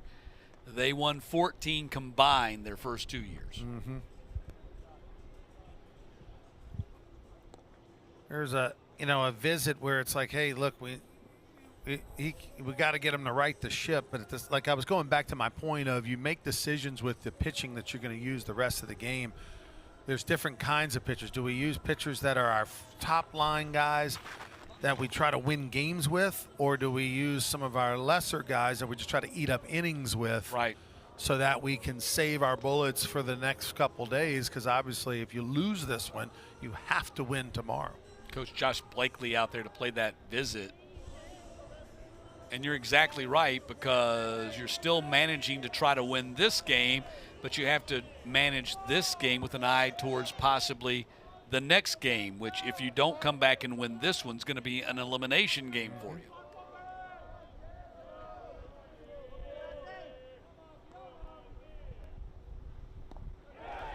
Ball goes to the backstop. Runners move up to 2nd and 3rd. They spiked that one right in the ground. That was just a fastball, not a breaking ball. That just came up way short. So when coaches, managers, whatever tell you that they're taking it one game at a time, that's not always true. Sometimes they're having to think ahead to the next one. Not because they're diminishing the value of the one they're playing. That ball is socked into center field for a base hit. That's going to be a 2-run single for Ozzie Pratt and a 7-0 lead for Southern Miss. Boy, Pratt squared up that baseball nicely. Pretty good number 9 hole hitter in your lineup, huh? Guy's hit .316 on the year, has started every single game they've played, almost 200 at-bats, and he just squares that one up perfectly. Got a pitcher in the mound in Diaz who's struggling with command. You know he's going to groove a fastball, or at least try to, and he did, and he didn't miss it. Yeah, Ozzie Pratt's had a fabulous college career. There's going to be the pitching change right here. And I was going to say that hit by Ozzie Pratt just helps you make that decision a little bit more, as it's now a 7-0 lead, and they've now gotten into the territory where a run rule is possible here, especially with the way Middleton's pitching. Well, and then, you know, Diaz is a guy, too, that you're going to have to use again. So you want to get him out and get him, you know, he's under 20 pitches, so he could, in theory, throw tomorrow if need be in relief. So back to the bullpen here for the Bobcats, as Southern Miss has now expanded the lead, and this will be Dylan Curbo, fourth-year junior right-hander out of the Woodlands, Texas, coming in to pitch. We'll tell you about him when we get back. So Dylan Curbo in the game, 6'1", 210 junior, comes in with a 7-0 deficit, making his 11th appearance. Here's Dylan Curbo, 16 hits in 10 innings. That's a high number. 10 punch outs, 5 walks. And again, this is one of those guys, right? It's an inning eater situation. You give the ball to Curbo and you say, hey, big fella, I need you to go as long as you can. Believe me, I was told that a time or two in the minor leagues. One time they came out to the mound and said it was the last game of a road trip. Hey, we need you. It was obviously a point where I should have been taken out of the game, and they came out and said, we need you to wear this one for us, big guy. had to throw about another 50 pitches after that. Oh, my goodness. But it takes a whole staff to do a job in a long tournament, especially when you have a play-in game on Tuesday.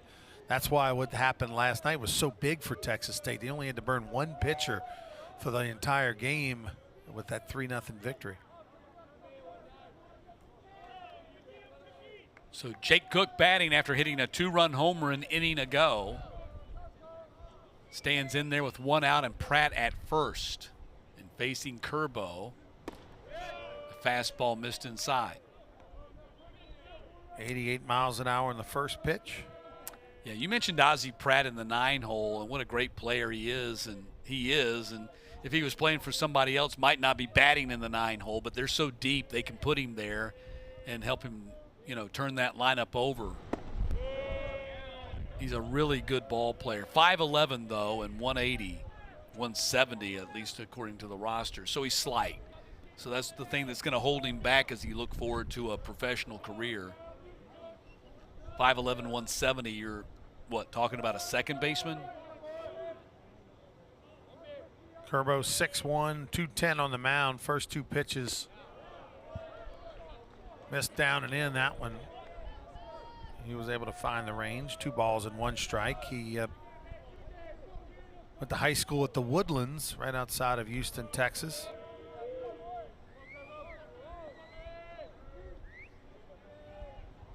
Two-one pitch. Hit in the air. Shallow center field. Charging in. Sampson, he's got it for out number 2.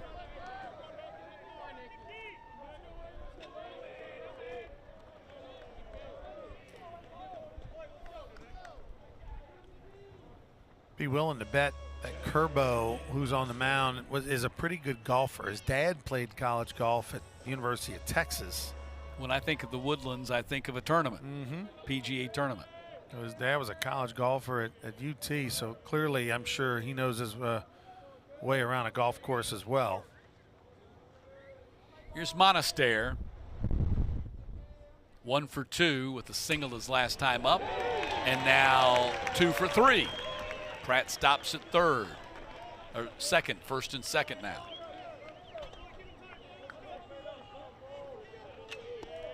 So Monaster now a couple of hits in this game. Southern Miss just comes at you in waves offensively. They have a .304 team batting average on the season. And there's just no, bottom of the order or weak spots in the order. They're just not built that way. So as a pitcher, you have to triple, quadruple your concentration and battle through each and every pitch. They've had 16 base runners in this game. And Russo got hit. Make it 17. That's the second time Russo's been plunked.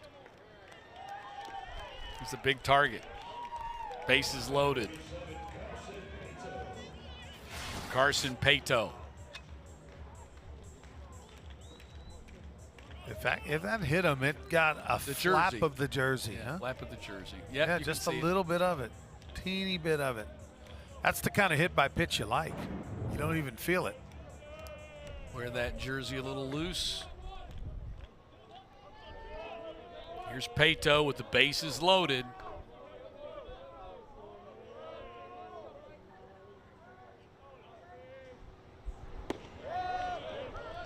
Strike one to Pato.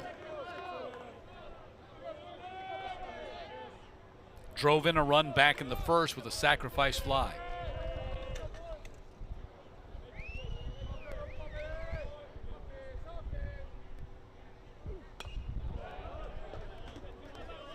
Behind in the count, 0-2.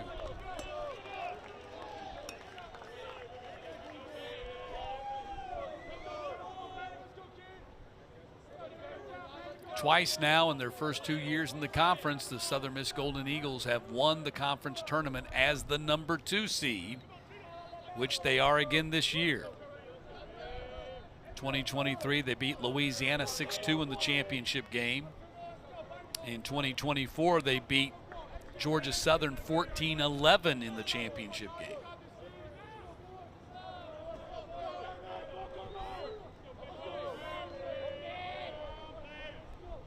Oh, 0-2 pitch. Missed inside, 1-2 to Pato.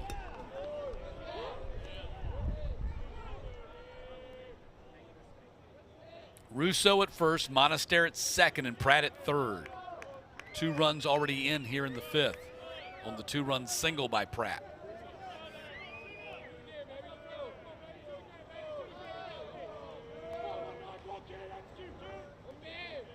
Curbo, 1-2 pitch. Did he check his swing? He did. And a block in the dirt there by Mungia to keep it in front and let nobody advance.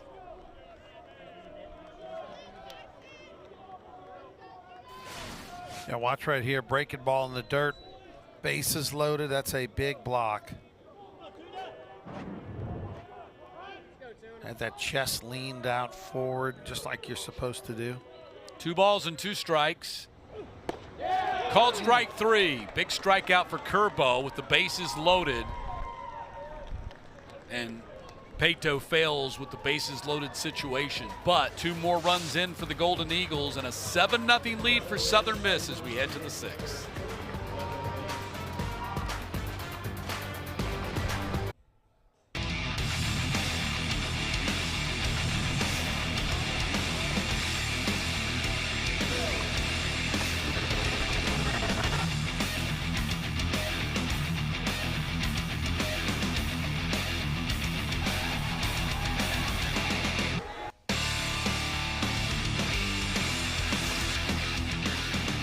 Nothing, the number 2 seed. Southern Miss on top of number 7 seed Texas State, and a 2-hit shutout working here for J.B. Middleton, and lots of offense for the Golden Eagles. Could have been even more. They've left 9 guys on in this game.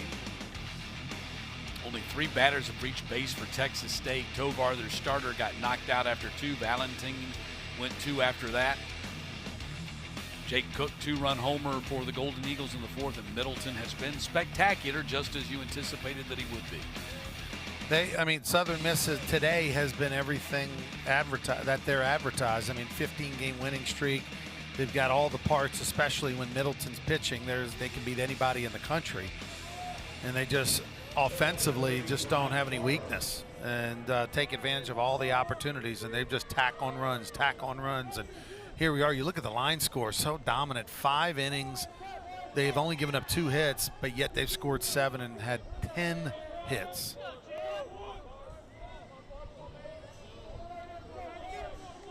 Farber leading off the 6th for the Bobcats.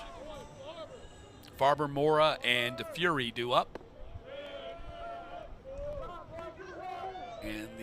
Golden Eagles fans travel. They'll pack this place out pretty good if they continue on through this championships and get to the Final Four on Saturday and then the championship game on Sunday. They'll make their presence felt.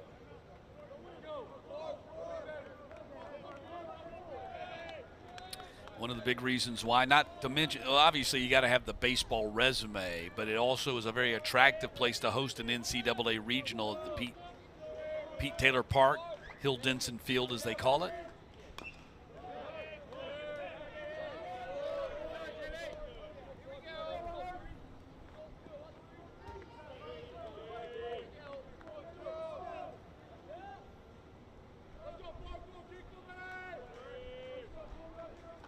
And they're easy to spot, too, because they're always wearing the bright gold T-shirts.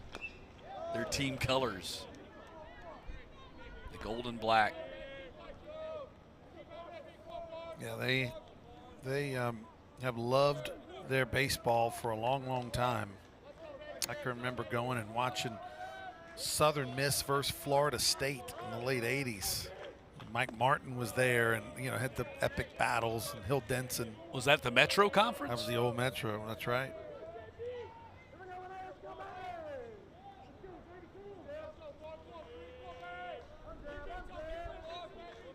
Here's the 1-2 pitch.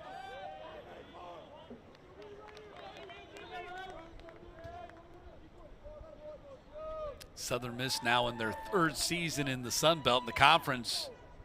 Especially happy to have them.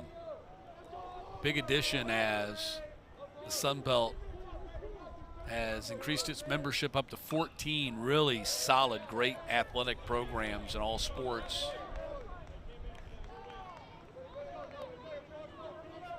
Baseball is one of the premier sports in this conference.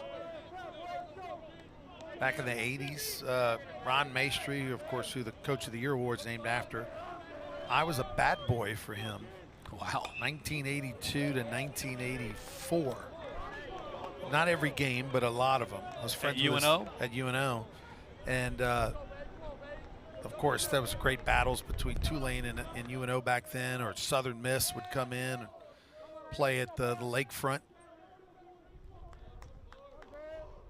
1-2 pitch. Southern Miss always traveled well.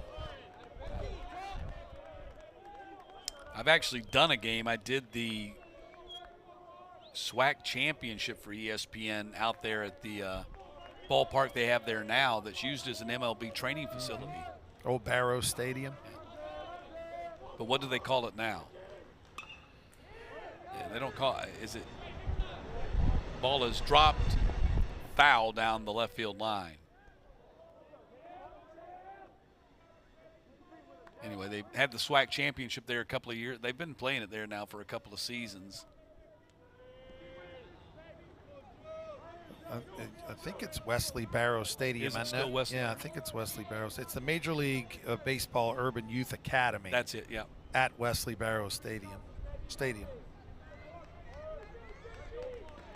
2 balls and 2 strikes to Farber.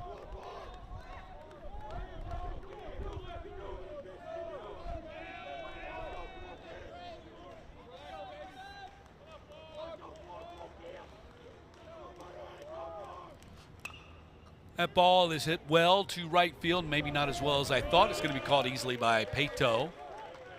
Thought it might have a little bit more thump off the bat than it did, and there's one down in the inning. Middleton's able to entice hitters. He's done a lot today up and in on lefties and gets them to swing and chase that ball.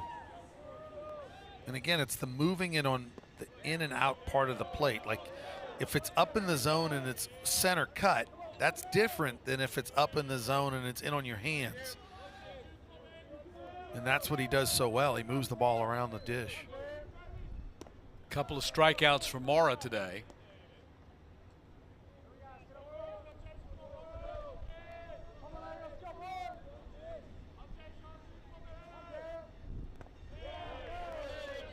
Mora just running out of bat right there. Yeah. That slider is down and away in a perfect location, and he just doesn't have enough aluminum in his hand. He needed a telephone pole to get to that. 1-2, ripped, and that's going to be in the left field for a base hit. Mora going to try to turn this into a double, and he's going to get there. Yeah, that was one of the few mistakes that Middleton has made today. He spun a breaking ball that didn't move and hung up in the middle, and Mora is too good of a hitter to miss that opportunity. Was wondering what happened to Higdon out there in left field. He disappeared down there, and it's out of our line of sight. Did he fall down or have trouble getting his handle on the ball? Yeah, he kind of, well, he just went into deep in the corner and disappeared to get that ball back in. So Mora's on first, or make that on second. He's giving them their real first scoring opportunity here in the sixth for DeFury.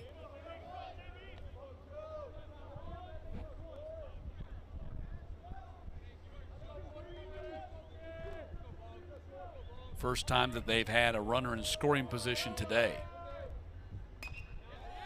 That ball is served to left, going to drop in front of Higdon, and Mora will stop at third. So consecutive base hits. They've tripled their hit total here in the sixth, going from 1 to 3, and now they have runners at the corners.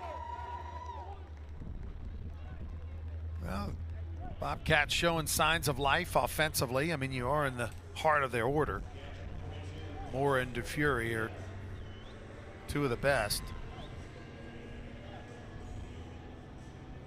This is also maybe an opportunity to, like a 20-second timeout in basketball type thing. Just go out there, reset with your ace pitcher. Nobody up in the bullpen, although there's somebody moving around down there. I think they are going to clearly just give this ball to Middleton and say, hey, go get me 110 pitches and see where you land at the end of it.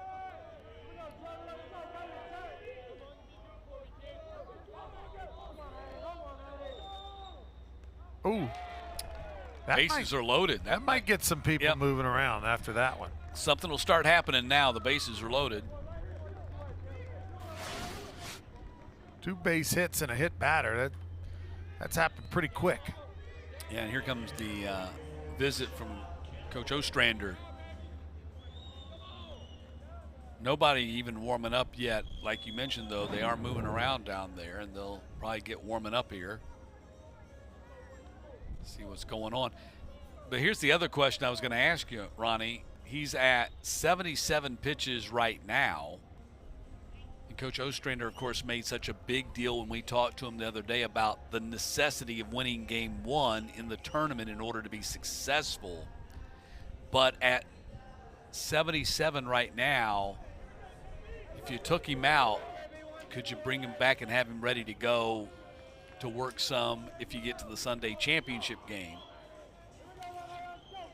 Well, I think and if do you outsmart yourself if you start thinking about it? I think if Southern Miss gets to the championship game on Sunday, as much as you want to win the championship, I think they don't have to. No, they will have locked up a national seed if they just make it to the championship game on Sunday. And the big picture for Southern Miss is not really winning this tournament. It's about winning and trying to get to Omaha. And I don't know that it's worth the risk of turning Middleton around on short rest, maybe for an inning or two, like a work day, a bullpen, but nothing more than that. Galloway bounces that into left field, and the Bobcats have their first run of the day.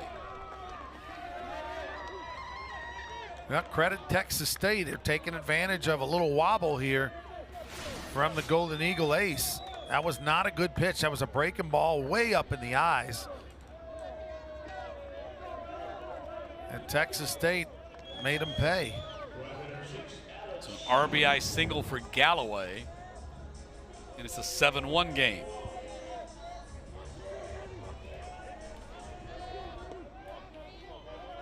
That'll be the second RBI of the tournament for Galloway.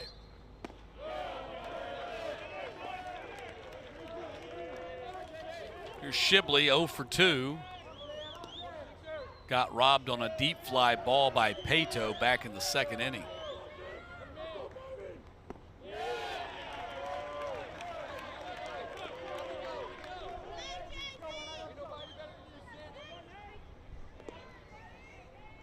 Middleton has gone 6 or more innings. 1, 2, 3, 4, 5. The last 6 starts he's made. He went 5 1/3 against Marshall.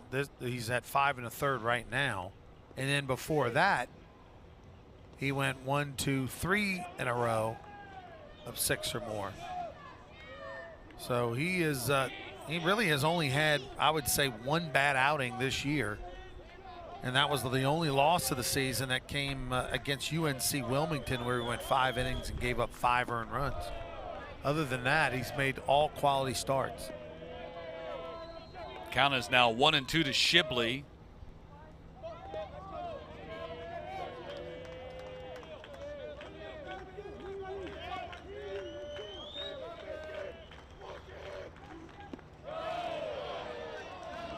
Two and two. 4 consecutive batters have reached a double, a single, hit batter, and a single. And the Bobcats have their first run on the board, and Shibley with one swing of the bat trying to tack on here, and that's going to be ball 3.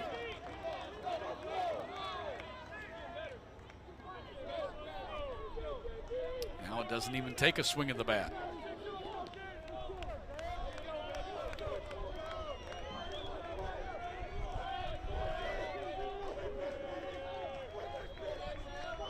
Three-two pitch. Got him. Reared back and threw 94 past him. Well, Shibley had hit the ball hard a couple of times in this ball game, trying to make something happen. He chased ball 4. But that was a giant strikeout for Middleton. I mean, a big one. Yeah, strikeout number 7 with the bases loaded still, but now 2 out, and here's Dawson Park. Park goes after the first pitch and fouls it off. If Shibley takes that pitch and walks, not only does it score a run, but it's decision time. Park is 0 for 5 in the tournament. That was a big swing. And now he's ahead of Park 0-2. It's amazing how just one pitch, one decision, ball strike can be so big over the course of a game. You say, well, wait a minute, there's 150 pitches on each side. No. There's a fork in the road, and that was a giant fork. Ball 1, 1-2. DeFury at third, Mungia at second, Galloway's at first. 1-2 pitch. Got him back-to-back. Huge strikeouts for Middleton after he got into his first jam of the day, loaded the bases, strikes out 2 in a row. Bobcats do get a run, but no more than that. Well, that was an All-American couple of pitches right there by Middleton. The 2025 Sunbelt Baseball Championship presented by Troy University is brought to you by Bank Plus. It's more than a name, it's a promise. Member FDIC. James Madison University alumni. Dukes from day one, alumni for life. Visit alumni.jmu.edu. The heart of Louisiana's Cajun and Creole country, Lafayette, Louisiana. By The Venue, the new era of event ticketing. Learn to lead at Troy University. And by SoldOut.com, the official ticket resale marketplace for the Sunbelt Conference.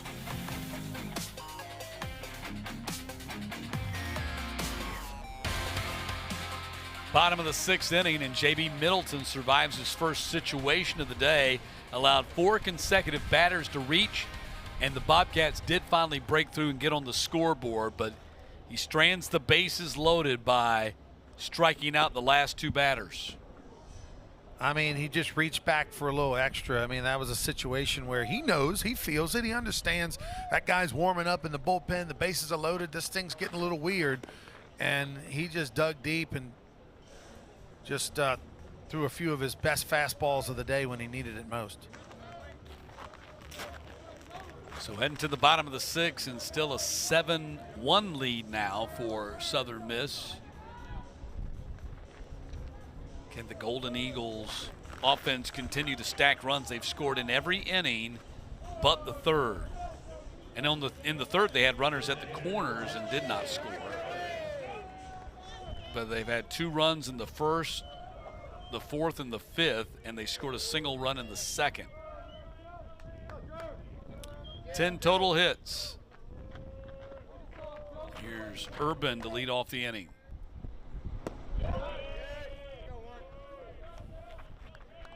Urban, a transfer from Butler University, where he was first team All Big East playing for the Bulldogs.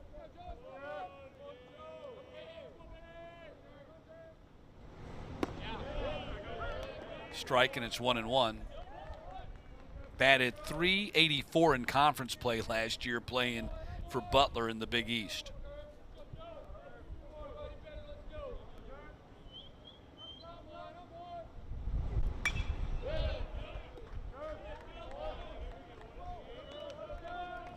Joey's been a great addition to this Southern Miss outfield rotation. They've got 5 guys that can play the position. Davis Gillespie, who's had some big swings and big plays in the past for the Southern Miss team's kind of the odd man out in that rotation right now. Shows you how deep they are. Bouncer to the shortstop. Farber throws him out.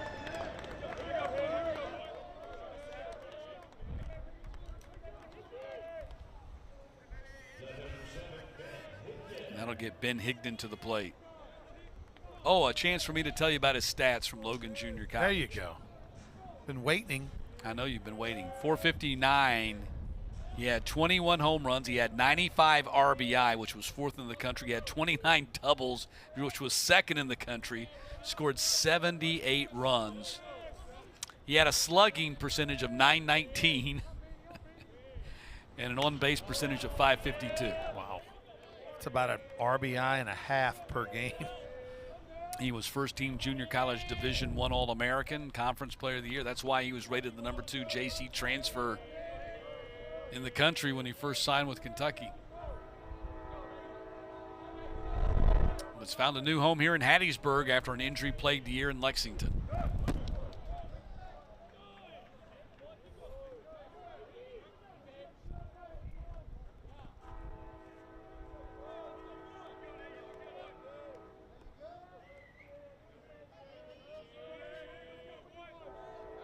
Southern Miss was 26-13 overall and 11-6 in the Sun Belt, all good records, when they started this 15-game winning streak.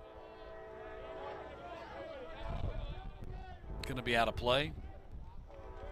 They're 41-13 now and 24-6 in the Sun Belt.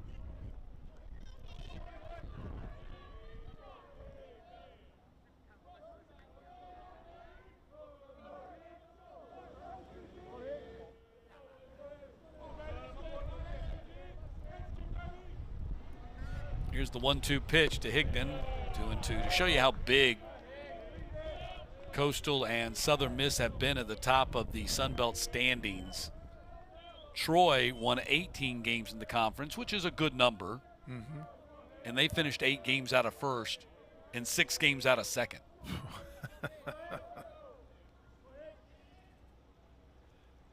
2-2 pitch missed high, 3-2.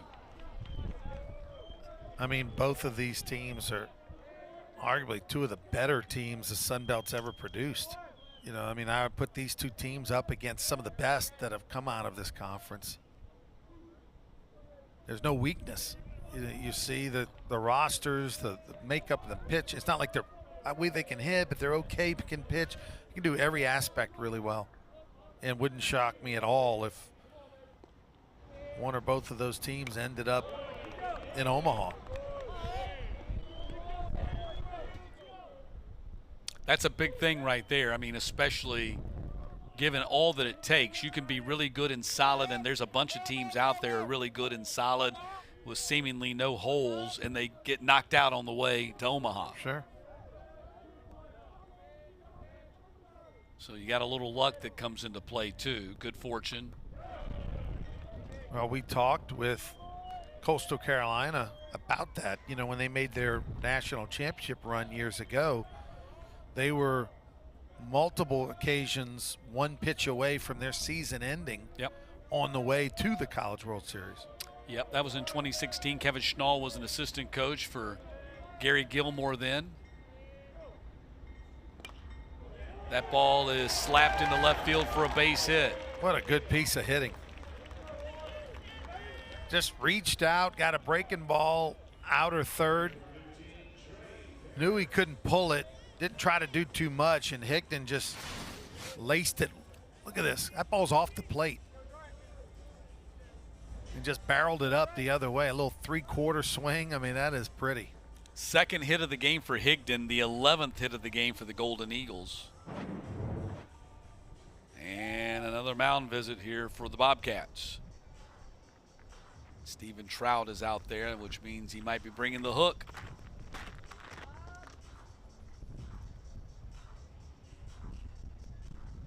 Shane Connell in the bullpen for the Bobcats. No pitching change. I believe the trainer went out there with him. It appeared that he did. I haven't seen any reason why that would have been the case, but it appeared like the trainer went out there with him on that mound visit.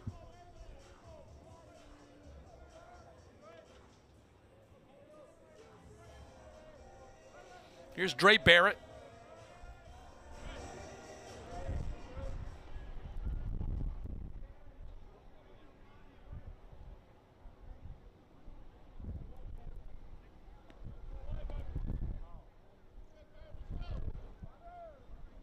Jeff Wright's our home plate umpire. I was trying to figure out what the communication was going on between him and Curbo.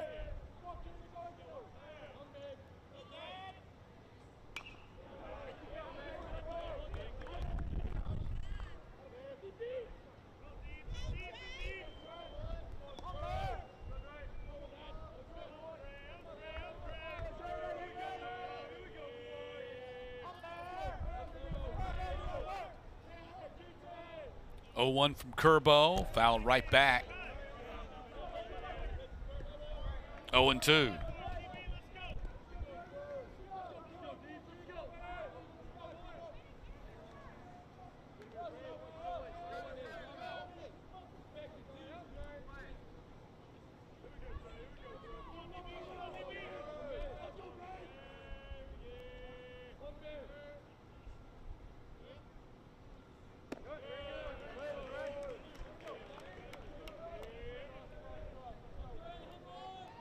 Winner of this game will play at 4 o'clock tomorrow, Thursday, in the winner's bracket against Old Dominion,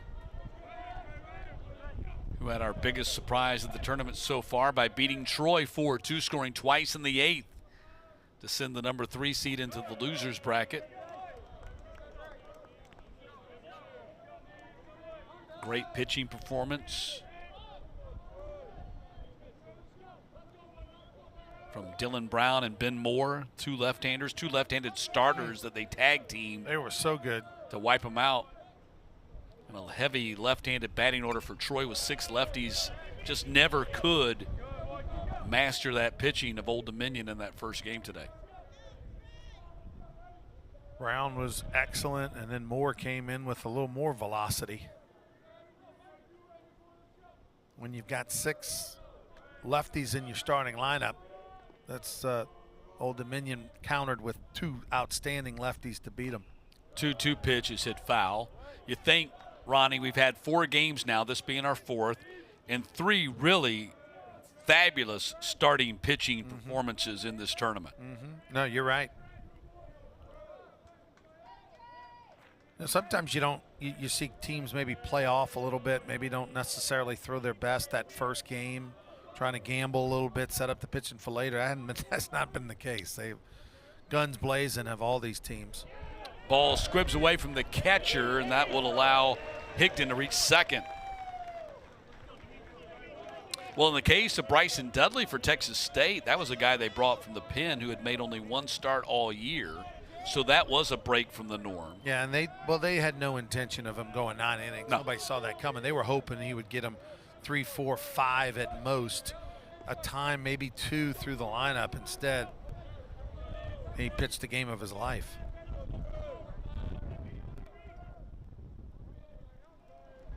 Here's the 3-2 to Barrett. outside, and 1st and 2nd now for the Golden Eagles. And even when you talk about the other game that didn't get the great starting pitching, that was the Georgia Southern 13-8 victory over Arkansas State last night.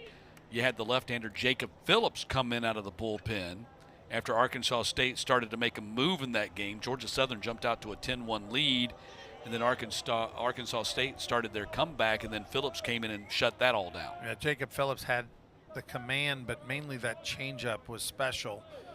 He was throwing it at one point any time in the game and baffled the hitters. Stockman. Yeah, the command has become an issue for Curbo. Not able to find the strike zone with the last few offerings. He has a unique style. You know, the fastball's got like a little cut to it, like a little run, and they're going to make a move, and he just doesn't look like he's able to get those fingers on top and control in the zone. So pitching change coming up. Coach Blakely, I think, is the one who called to the bullpen. I think I see 5 instead of 30 coming out. Yep, Blakely's going to make the change. He's going to get the ball from Curbo.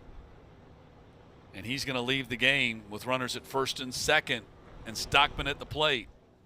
Where's the music?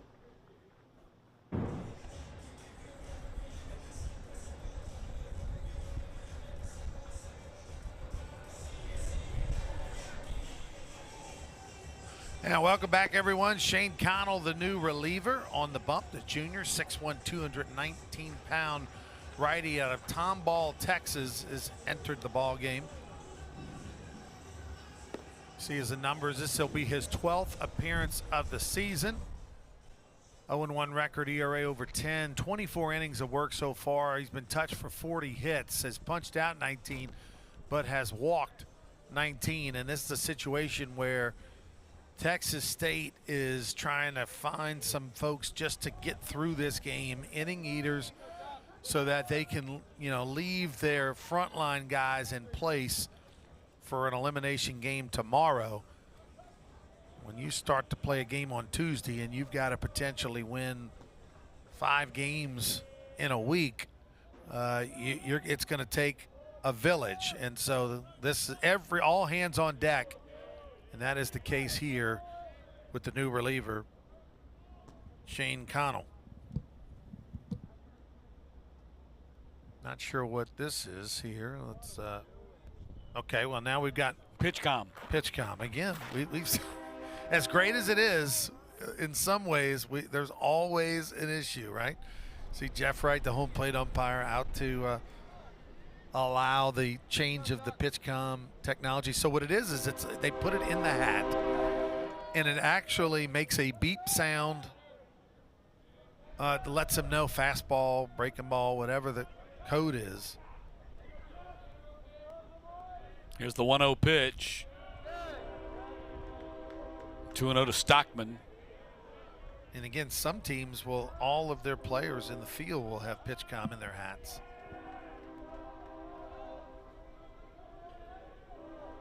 If I was in center field, I would hope they'd hook it up to Bluetooth and maybe get a little Journey playing or something like that while I'm out there. Don't stop believing.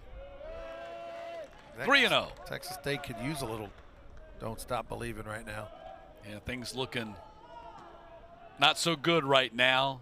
Southern Miss has been in command the entire day.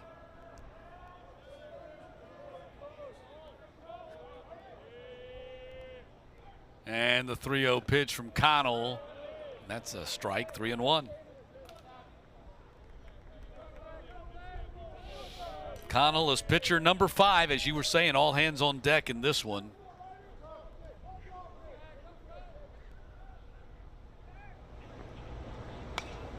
But you got to save some hands back because it's looking more and more like you're going to have to play at 9 a.m. on Thursday morning. That's against right. Troy.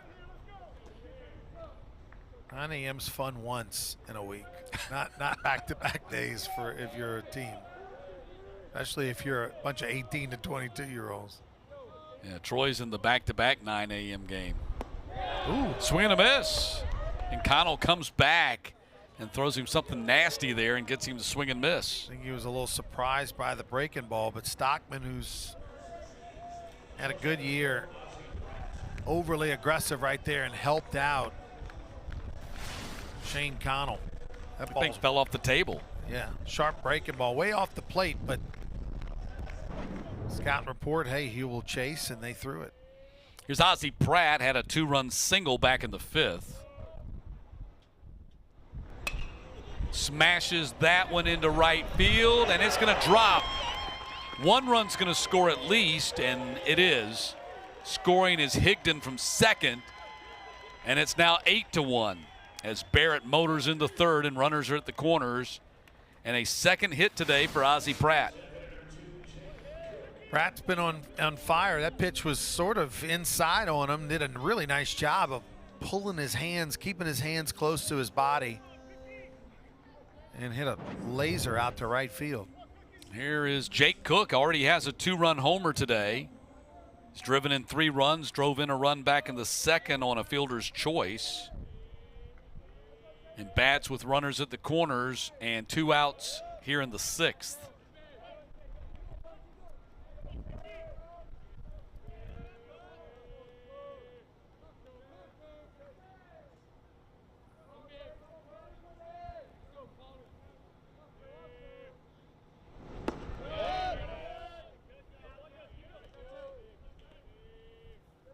.91 on that fastball by Connell.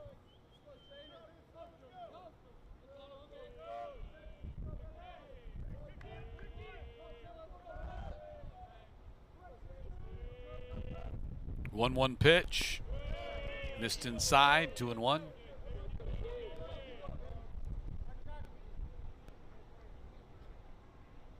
Cook made 3 relief appearances last year, 2 innings, and allowed 10 runs on 5 hits with 7 walks.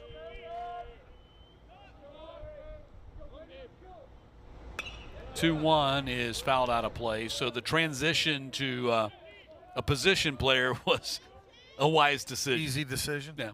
Well, it's worked out. Yeah, well, they knew he was a great athlete coming out of Madison Central High School, and he was having to pitch exclusively last year because an injury prohibited him from being a position player. Usually it's the other way around. Exactly. Stolen base as Pratt slides in headfirst at second. So now 2 in scoring position.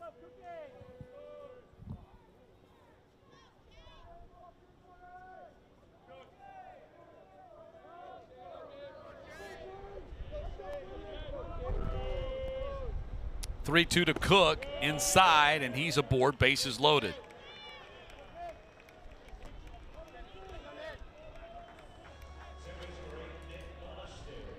Nick Monaster comes to the plate with the bases loaded. Couple of hits from Monaster in his last 2 plate appearances in the 4th and the 5th. Been on base 3 times, walked in the 1st. Well, nowhere to put him, and Nick Monaster has had a big year offensively. 18 home runs. Your Sun Belt Player of the Year. 18 home runs, 12 doubles, a triple, 31 extra base hits out of his 74 total. 66 runs driven in and 53 runs scored. They tried a couple of breaking balls. The first one just missed. The second one way out of the zone. Now Monaster with a hitter's count, 2-0. Hot shot to the shortstop, and they toss to second, get the out there, and the inning comes to a close. So Monaster fails to get it done with the bases loaded. But another run on the board for the Golden Eagles. They lead this one 8-1 heading to the 7th.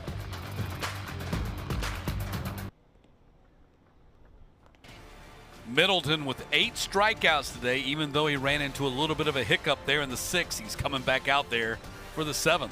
Yeah, might as well let Middleton throw all his pitches because it's probably his only start of the week, and he has been sensational and worked himself out of a jam. This last inning was on the verge of maybe coming out of the ball game, but then he reached back 93, 94 on the fastball, got the big strikeouts back-to-back when he needed it most. 6 innings of 5-hit ball, 1 run allowed. That was in the previous inning. Just 1 walk as well, and that was in the previous inning as well. Like I said, a little bit of a hiccup for him. Actually, the walk was not in the previous. He had a hit batter in the previous inning in the 6th. The walk was back in the 3rd. Nothing happened with that. 8 Ks, 1 walk. So 8-to-1 ratio on the season. He was a little better than 4-to-1. So he has done his part today.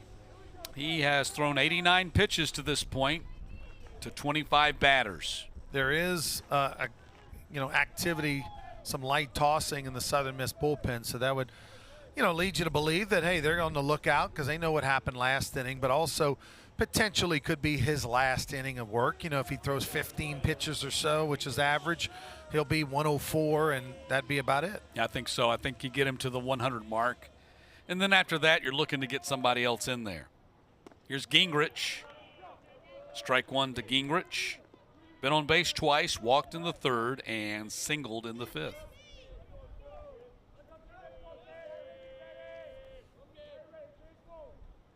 Oh, 1 pitch, tap foul.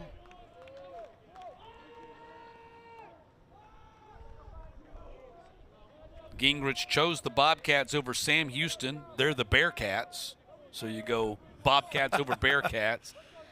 Tarleton State and UTSA, they were the Roadrunners. They were also in the mix as well. Quite the shift that they have defensively. No doubt. Right now, you got your third baseman at the shortstop spot, and then your second baseman's in right field. Your shortstop's where the second baseman normally is. I mean, that's a dramatic shift. Yeah, your second baseman is basically playing short field like they have in softball.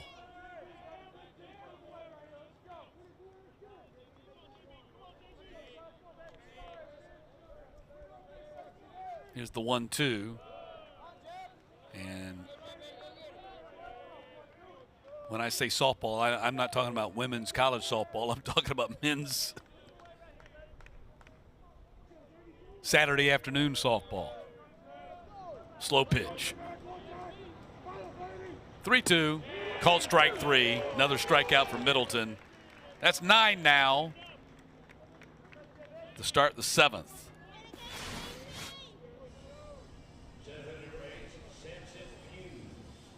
Yeah, Middleton has now struck out 3 Bobcats in a row. Right when he was on the verge of potentially leaving the game, he has figured it out. Samson Pugh. He was a member of his football and powerlifting teams at Lake Creek High School in Montgomery, Texas. Didn't play much as a freshman a year ago, just 3 of 18, but 2 of his 3 hits were home runs, including his first collegiate plate appearance. He belted a home run against Youngstown State.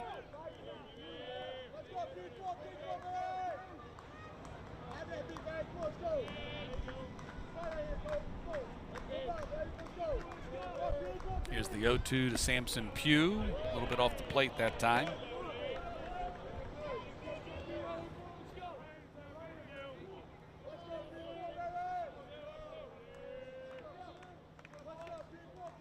Bobcats 3-5 in their last 8 games after a 3-game sweep of ULM.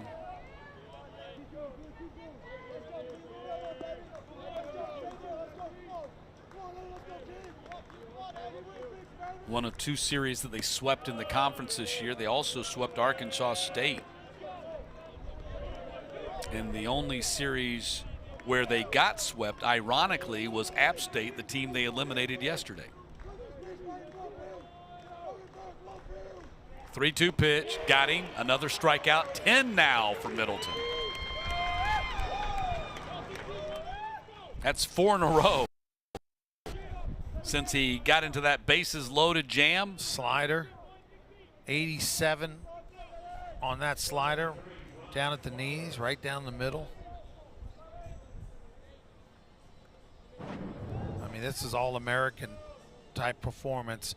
Remember, he went 7 innings against Texas State back in April.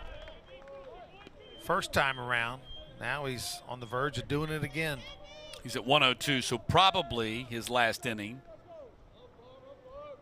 He went 7 shutout first time around. This time He's gone 7 with 1 run allowed. Inning over. Time for the 7th inning stretch and an 8-1 lead for Southern Miss. Here's a look at the D1 baseball regional projections. This is of their latest release, which is May 18th. They'll probably have another release as these tournaments across the country are being played, and they'll update them with their most recent guesses and projections. Coastal Carolina as a number 10 national seed and a regional host there in Conway. Southern Miss is a number 14 national seed as a regional host in Hattiesburg. And Troy, a number 3 seed in the Auburn Regional. Last 4 in, so the loss to Old Dominion earlier today could prove to be costly unless Troy can bounce back and win the next couple of days and maybe get to Saturday. Who remains? Who knows? No one knows, because the one thing about these projections, Ronnie, that you got to take into account is that things don't happen in a vacuum. So what happens with Troy here today could be impacted negatively, or maybe, wouldn't say positively, but status quo. We don't know what everybody else does. Exactly. Everywhere else around the country. Yeah. All the other tournaments going on around the country and who's making a move and who's not. We just know going into this week, this is the status, and then we'll see where it ends up on Sunday after everything is complete. I do know that, with the body of work that Troy has put forward, they are definitely deserving of being in the NCAA tournament. But it would help their cause for sure if they can bounce back and win a couple games this week. So Russo leading off the 7th.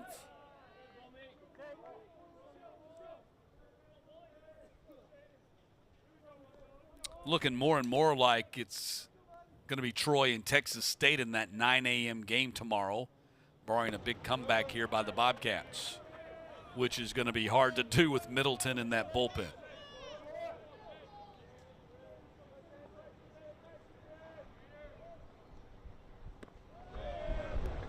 Russo goes down swinging.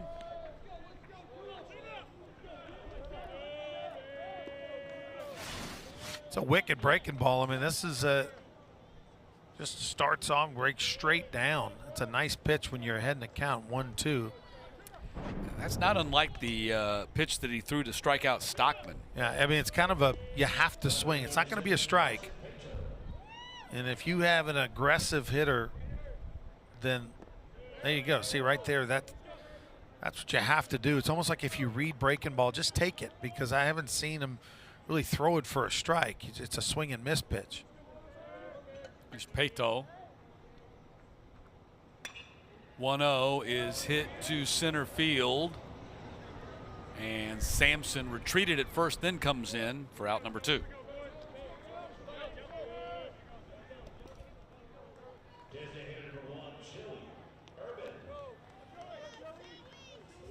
Wind is, I don't say blowing straight in, but definitely left to right in a big way.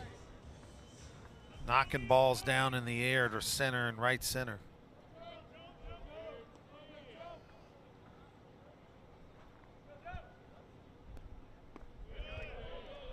There you see the flag.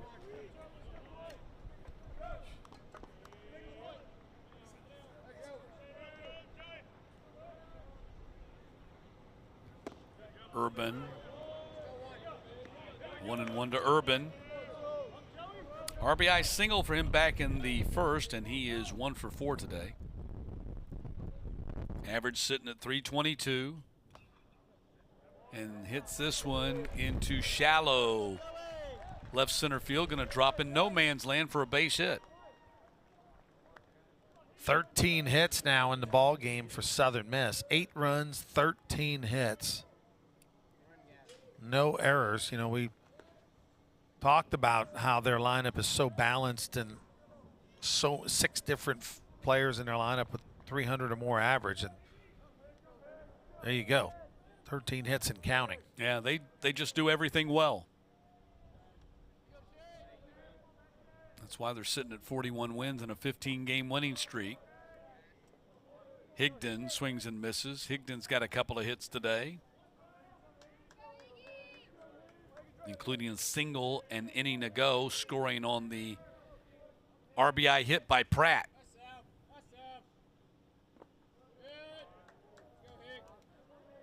I mean, you look at this order, Ronnie, and where do you see the hole? There is none. 1 through 9, it's solid. I mean, Pratt down there at the bottom's driven in 3 runs today. Bats over 300.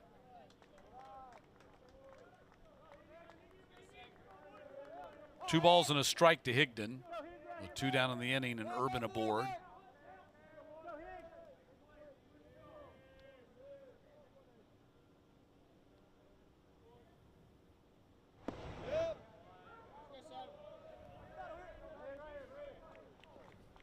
A breaking ball that caught the upper register there.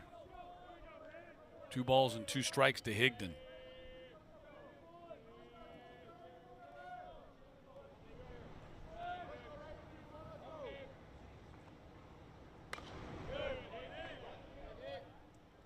That looked like the at bat before, right, where he laced that line drive to left field. That was a pretty good job. Just there was a pitch close enough to the zone. Yep.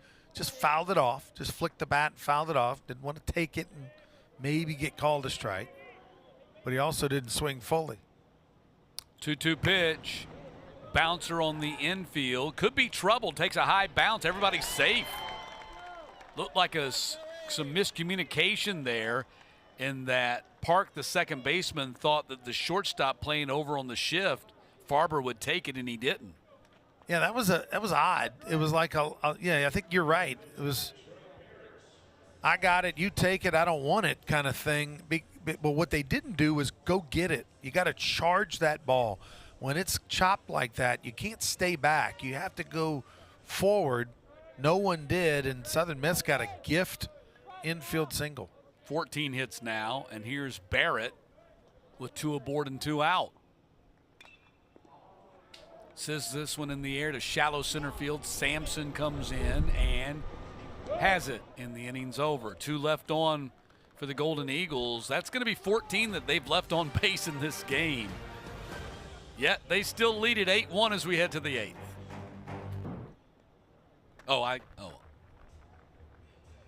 So Southern Miss does go to the bullpen finally, and Cross Sibley comes in to try to finish this one off after a spectacular 7-inning performance by J.B. Middleton. He's in line to get the win. It will be his 10th of the season. And Sibley, the 5'11", 183 left-hander out of Summerall, Mississippi, kind of Mr. Do Everything for this Southern Miss team. Can start, can come out of the bullpen. Coming out of the bullpen here today and making his 19th appearance. A lefty with good stuff there, 60 innings and 60 hits. I mean, there's nothing wrong with 51 punch-outs. The thing that you love about Sibley is only walked 17 in 60 innings. That is an excellent job. Almost 4-to-1 strikeout to walk ratio. 5 wins this season. 6 wins this season. His wins coming against Louisiana Tech, TCU, App State, New Orleans, Louisiana, and Troy. His 1 loss against Alabama. Number 18 in the country in walks per 9 innings. Number 20 in the country in strikeout to walk ratio. So like you said, he's got great control, and you can use him in so many different ways. And a veteran, too. I mean, the guy has appeared in 71 career games at Southern Miss. Lifetime ERA under 4. So he is reliable. Everything legit when you start talking about this Southern Miss pitching staff and head coach Christian Ostrander, who was the pitching coach prior to becoming the head coach.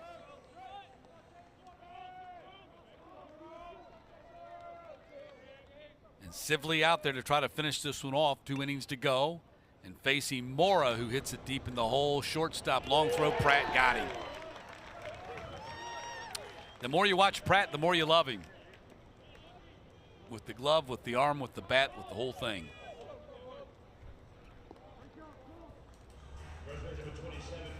I mean, that ball was deep in the hole. Pratt knew he had to get rid of it quickly, and definitely did so. 1 down in the 8th. Here's DeFury.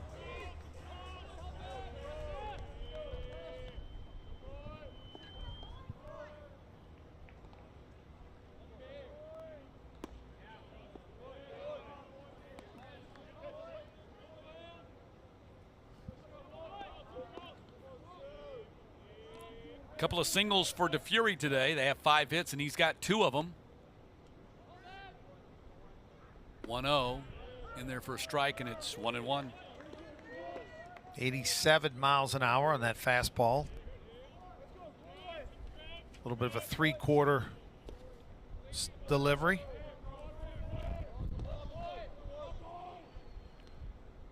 One pitch, and the ball is hit to the second baseman, Monaster. Out number 2. Good slider that time on the outside corner by Sibley that was circled for an easy out at second base.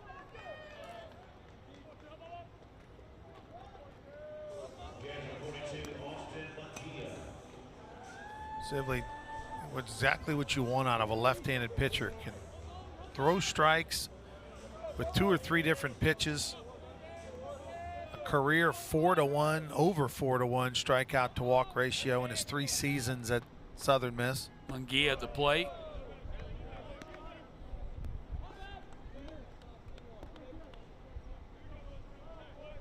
Oh for 2 today. Was hit by a pitch back in that 1-run 6th inning for the Bobcats. Has driven in 1 run in the tournament, still looking for his first hit of the tournament.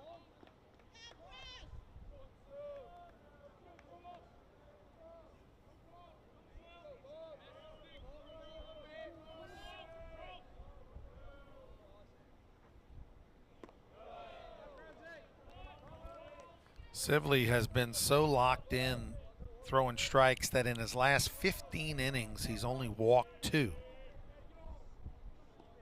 Wow.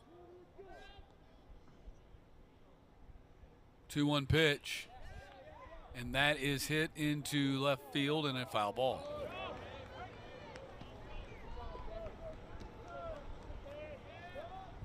"15 strikeouts, 2 walks in his last 15 innings of work."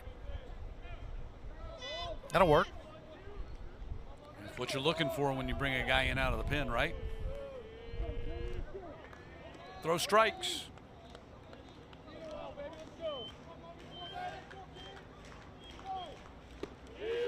Breaking ball called strike 3, and Sibley dispatches the Bobcats 1-2-3.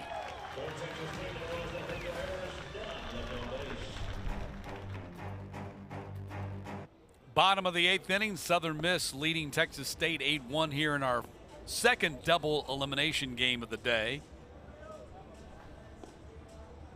Georgia Southern and Coastal Carolina scheduled to start 5 minutes from now. Obviously, that's not going to happen since we're still in the bottom of the 8th of this one. So you can pretty much say 45 minutes after the end of this one is probably about the time that game will get started. Depending upon, they make the call at the field, so a lot of factors go into that decision. Got to get the field ready for the next one and let the new teams get a chance to get out there and get the blood flowing. Is it mandatory, though, that they take in and out? I don't know. Yeah, I'm not sure. Depends on the rules of the tournament and the field. I know that's not always the case that they have to have in and out. Here's Jackson Mayo, another inning eater, lefty for Texas State, 6'2", 178 pounds, out of Houston, Texas, getting him some work. He's a transfer from Rice, prepped at Memorial High School, making his 11th appearance. 4 decisions, 1-3, and the ERA is just under 11.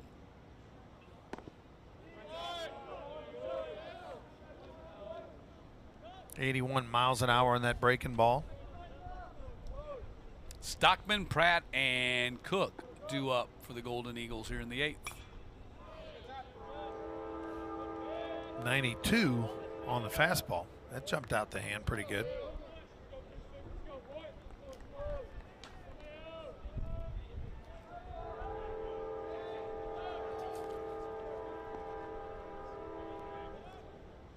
One pitch.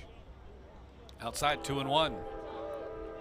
Mayo last pitched against James Madison on the 15th. He went an inning, gave up a hit, no runs.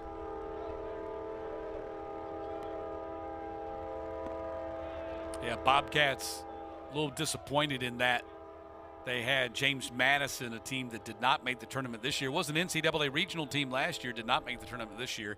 Had them in their backyard for the final weekend of the regular season and did not win the series.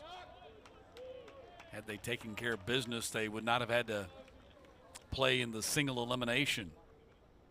Stockman aboard with the walk.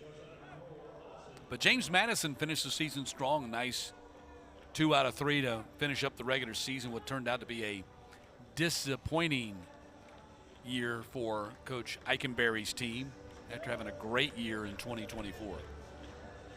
Looks like we'll have a pinch runner for Stockman. So going to get him off his feet since they're anticipating that this game has 1 inning to go.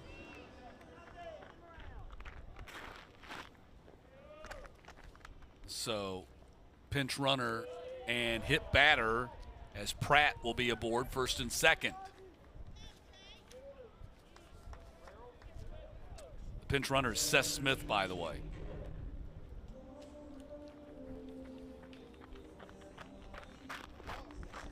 Mayo this year, 10 innings pitched so far, 7 walks, make it 8 now, and has plunked 6 batters. So Jake Cook already has a 2-run homer today. He's driven in 3 runs, 2 for 4 day for Cook. Has raised his average to 353.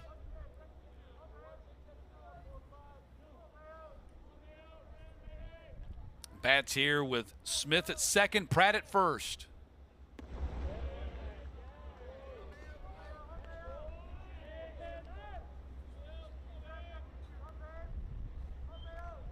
So the count 1-0.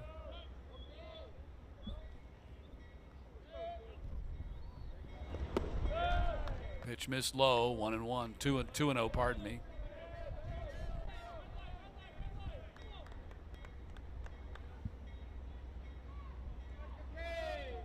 Now Jake Cook's blast earlier in this game went way into over the fence in right field. For a guy who only had was only his 2nd homer of the year, he ran into it pretty good. He did. What do you think if you hit a home run and hit a moving train? Should count as extra, right? You should get like 1 extra run. And everybody in the ballpark gets a free biscuit. I was going to say, there's got to be something for the fans. Here's the 3-0 pitch. There's a strike, 3-1.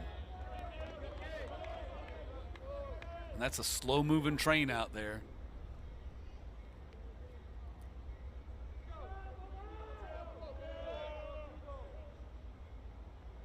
Three-one pitch, nearly hit him, goes to the backstop, maybe did hit him. Apparently it did.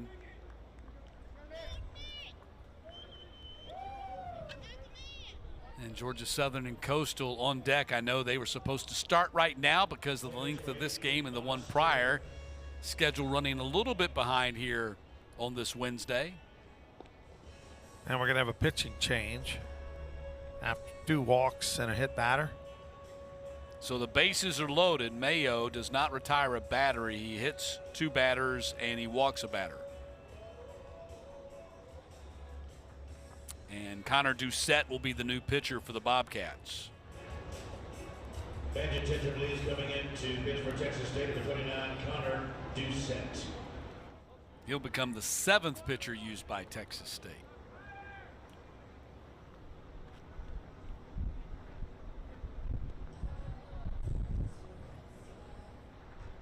And we'll step aside as he goes through his warm-up tosses.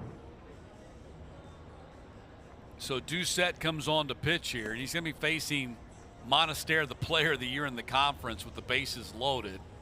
6'1", 219 junior, again out of the Woodlands, Texas. Started his career at Wharton before ending up with the Bobcats. He's making just his 5th appearance of the season. Bobcats digging deep into their bullpen here not wanting to use, no offense to Doucette, any of their frontline arms, given they got to come back and play again in, what, about 18 hours their next game? They'll be in an elimination game against Troy at 9 a.m. tomorrow, barring something incredible happening here. Here's Monaster. They're 3 runs away from being able to run rule it and not having to play the ninth. Yeah, Doucette, just a small sample size, but heck, 2 1/3 innings, no runs this year. Can't do better than that. Last appearance came on March the 18th against Baylor. Wow. Faced one guy, walked him. It's been a moment.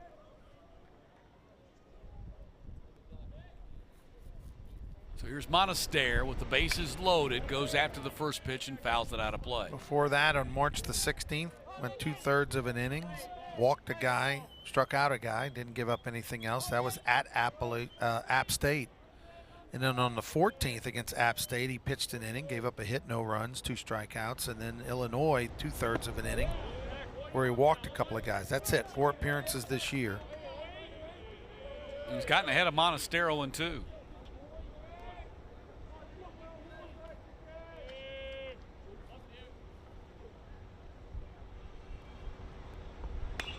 That ball is hit straight up the chute. That will not get a run home. It's going to be on the infield. Farber has it. Oh, he dropped it. I think he did that on purpose. Infield I fly. think. Yeah, he did that on purpose. Seeing if he could get a double play, but nobody's buying it, and she'll fly batters out. So 1 down.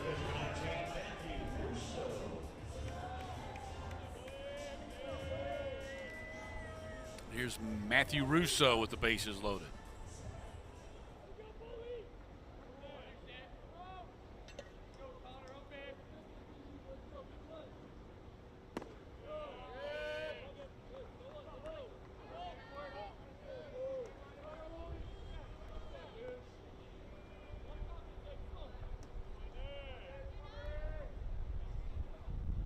One-0 to Russo. Missed low. 1-1. Or 2-0, pardon me. Cook at first, Pratt at second, Smith at third. He's the pinch runner for Stockman. And Doucette looks in on a 2-0 pitch. Big cut and miss. It's 2-1.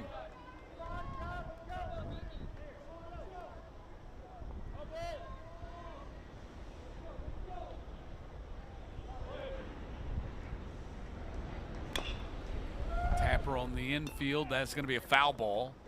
2-2.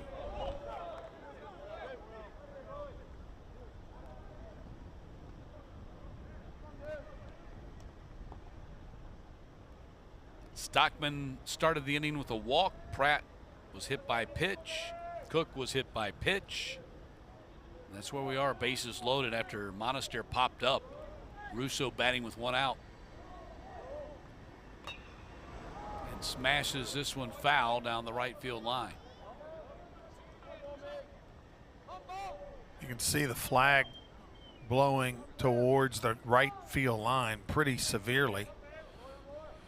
So anything in the air to right center, right field is going to get a little push.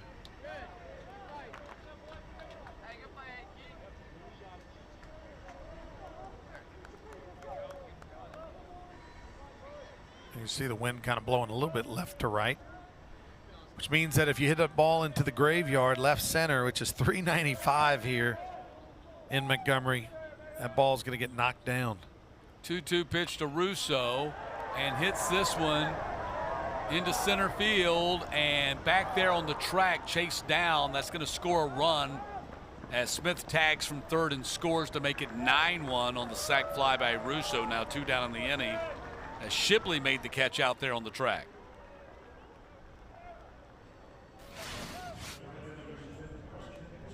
Gave it a charge, but I think actually the wind didn't help him there. He sort of got it, hit a high ball and into the wind a little bit, which helped keep it in the ballpark.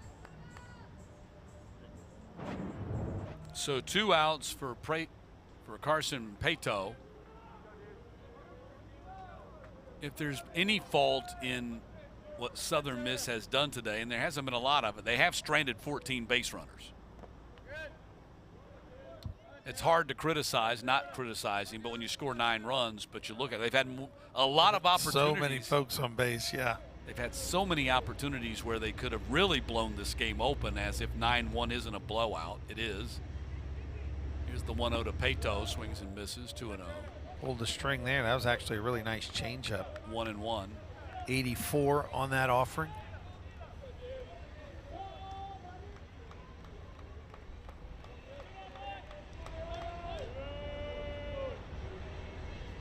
Doucette with the 1-1 pitch.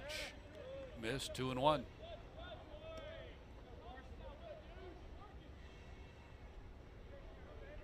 Runners at the corners. 2 down in the 8th.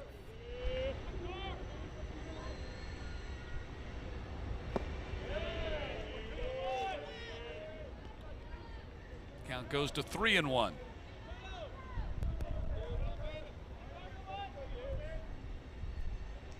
Doucette, the second pitcher they've used in this inning. 3-1. That ball is hit to deep center field. Going back right there at the wall, and a sliding catch by Shibley. What a play by Shibley. Tremendous effort with a game probably long since out of reach. He makes a super play right there at the wall. Yeah, I mean, this is fantastic. You know, not familiar with the ballpark, sliding, diving, crashing into the wall, and gives his team a little life.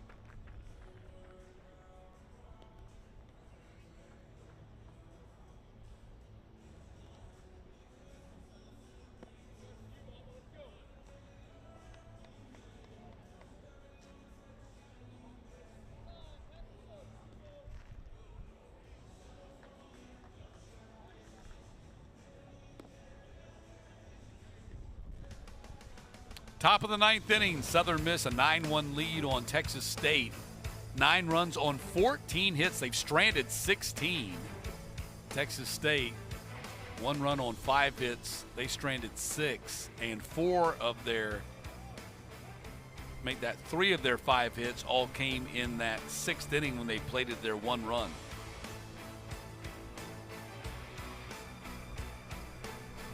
Then a great pitching performance by J.B. Middleton, followed by Cross Sibley in relief. He's back out there to try to finish this one off in the 9th. Southern Miss 3 outs away from advancing in the winners bracket to play the number 6 seed Old Dominion tomorrow at 4 o'clock Central Time.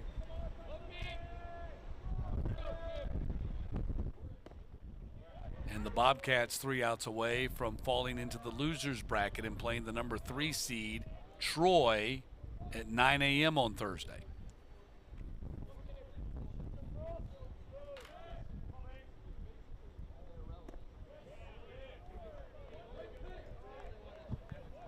One and one to Galloway. RBI single for him to plate the only run of the day. He's got 2 ribbies in the tournament.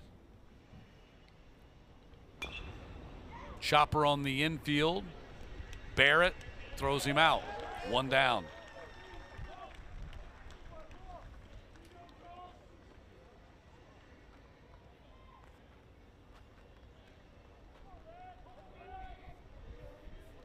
And that'll get Alan Shibley to the plate after a spectacular running, sliding catch. Kind of a dangerous catch the way he slid leg first into that wall. Well, it's only fitting he gets an AB here in the ninth, right? Yeah.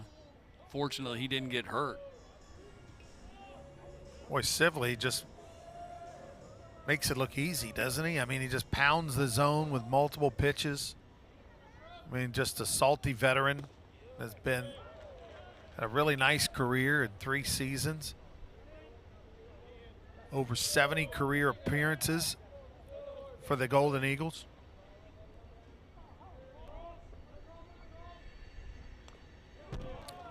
For Shibley, that catch was a little payback because remember he got robbed way back in the second with an over the show. Well, it's not going to be Shibley after all. It's Ian Collier pinch hitting here. So after making that great catch, Collier grabs the bat and pinch hits for him here in the ninth. Collier sends this one into left field.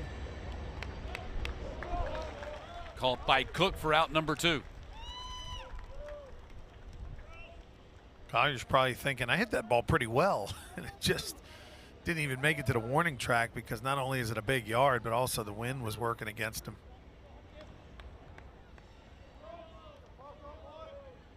Let's see if we have another pinch hitter here as Dawson Park is due up. No, Park will bat.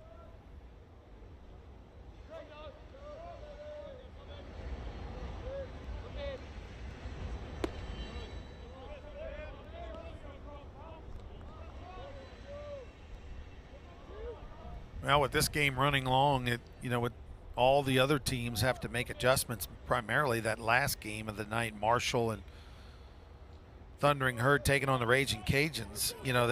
They were scheduled to start at 7:30. Now they have to think, hey, 8:30, 9 o'clock, something like that. Yeah, they got to make adjustments on the run with their schedule there. Of course, they got another game to go, so they're really kind of in limbo right now as far as the timing of their pregame. Ball hit in the air to right field. That should do it. Pato has it, and Southern Miss has completed their 9-1 victory over Texas State. And the Golden Eagles are in the winner's bracket and playing tomorrow at 4 o'clock Central Time against number 6 seed Old Dominion.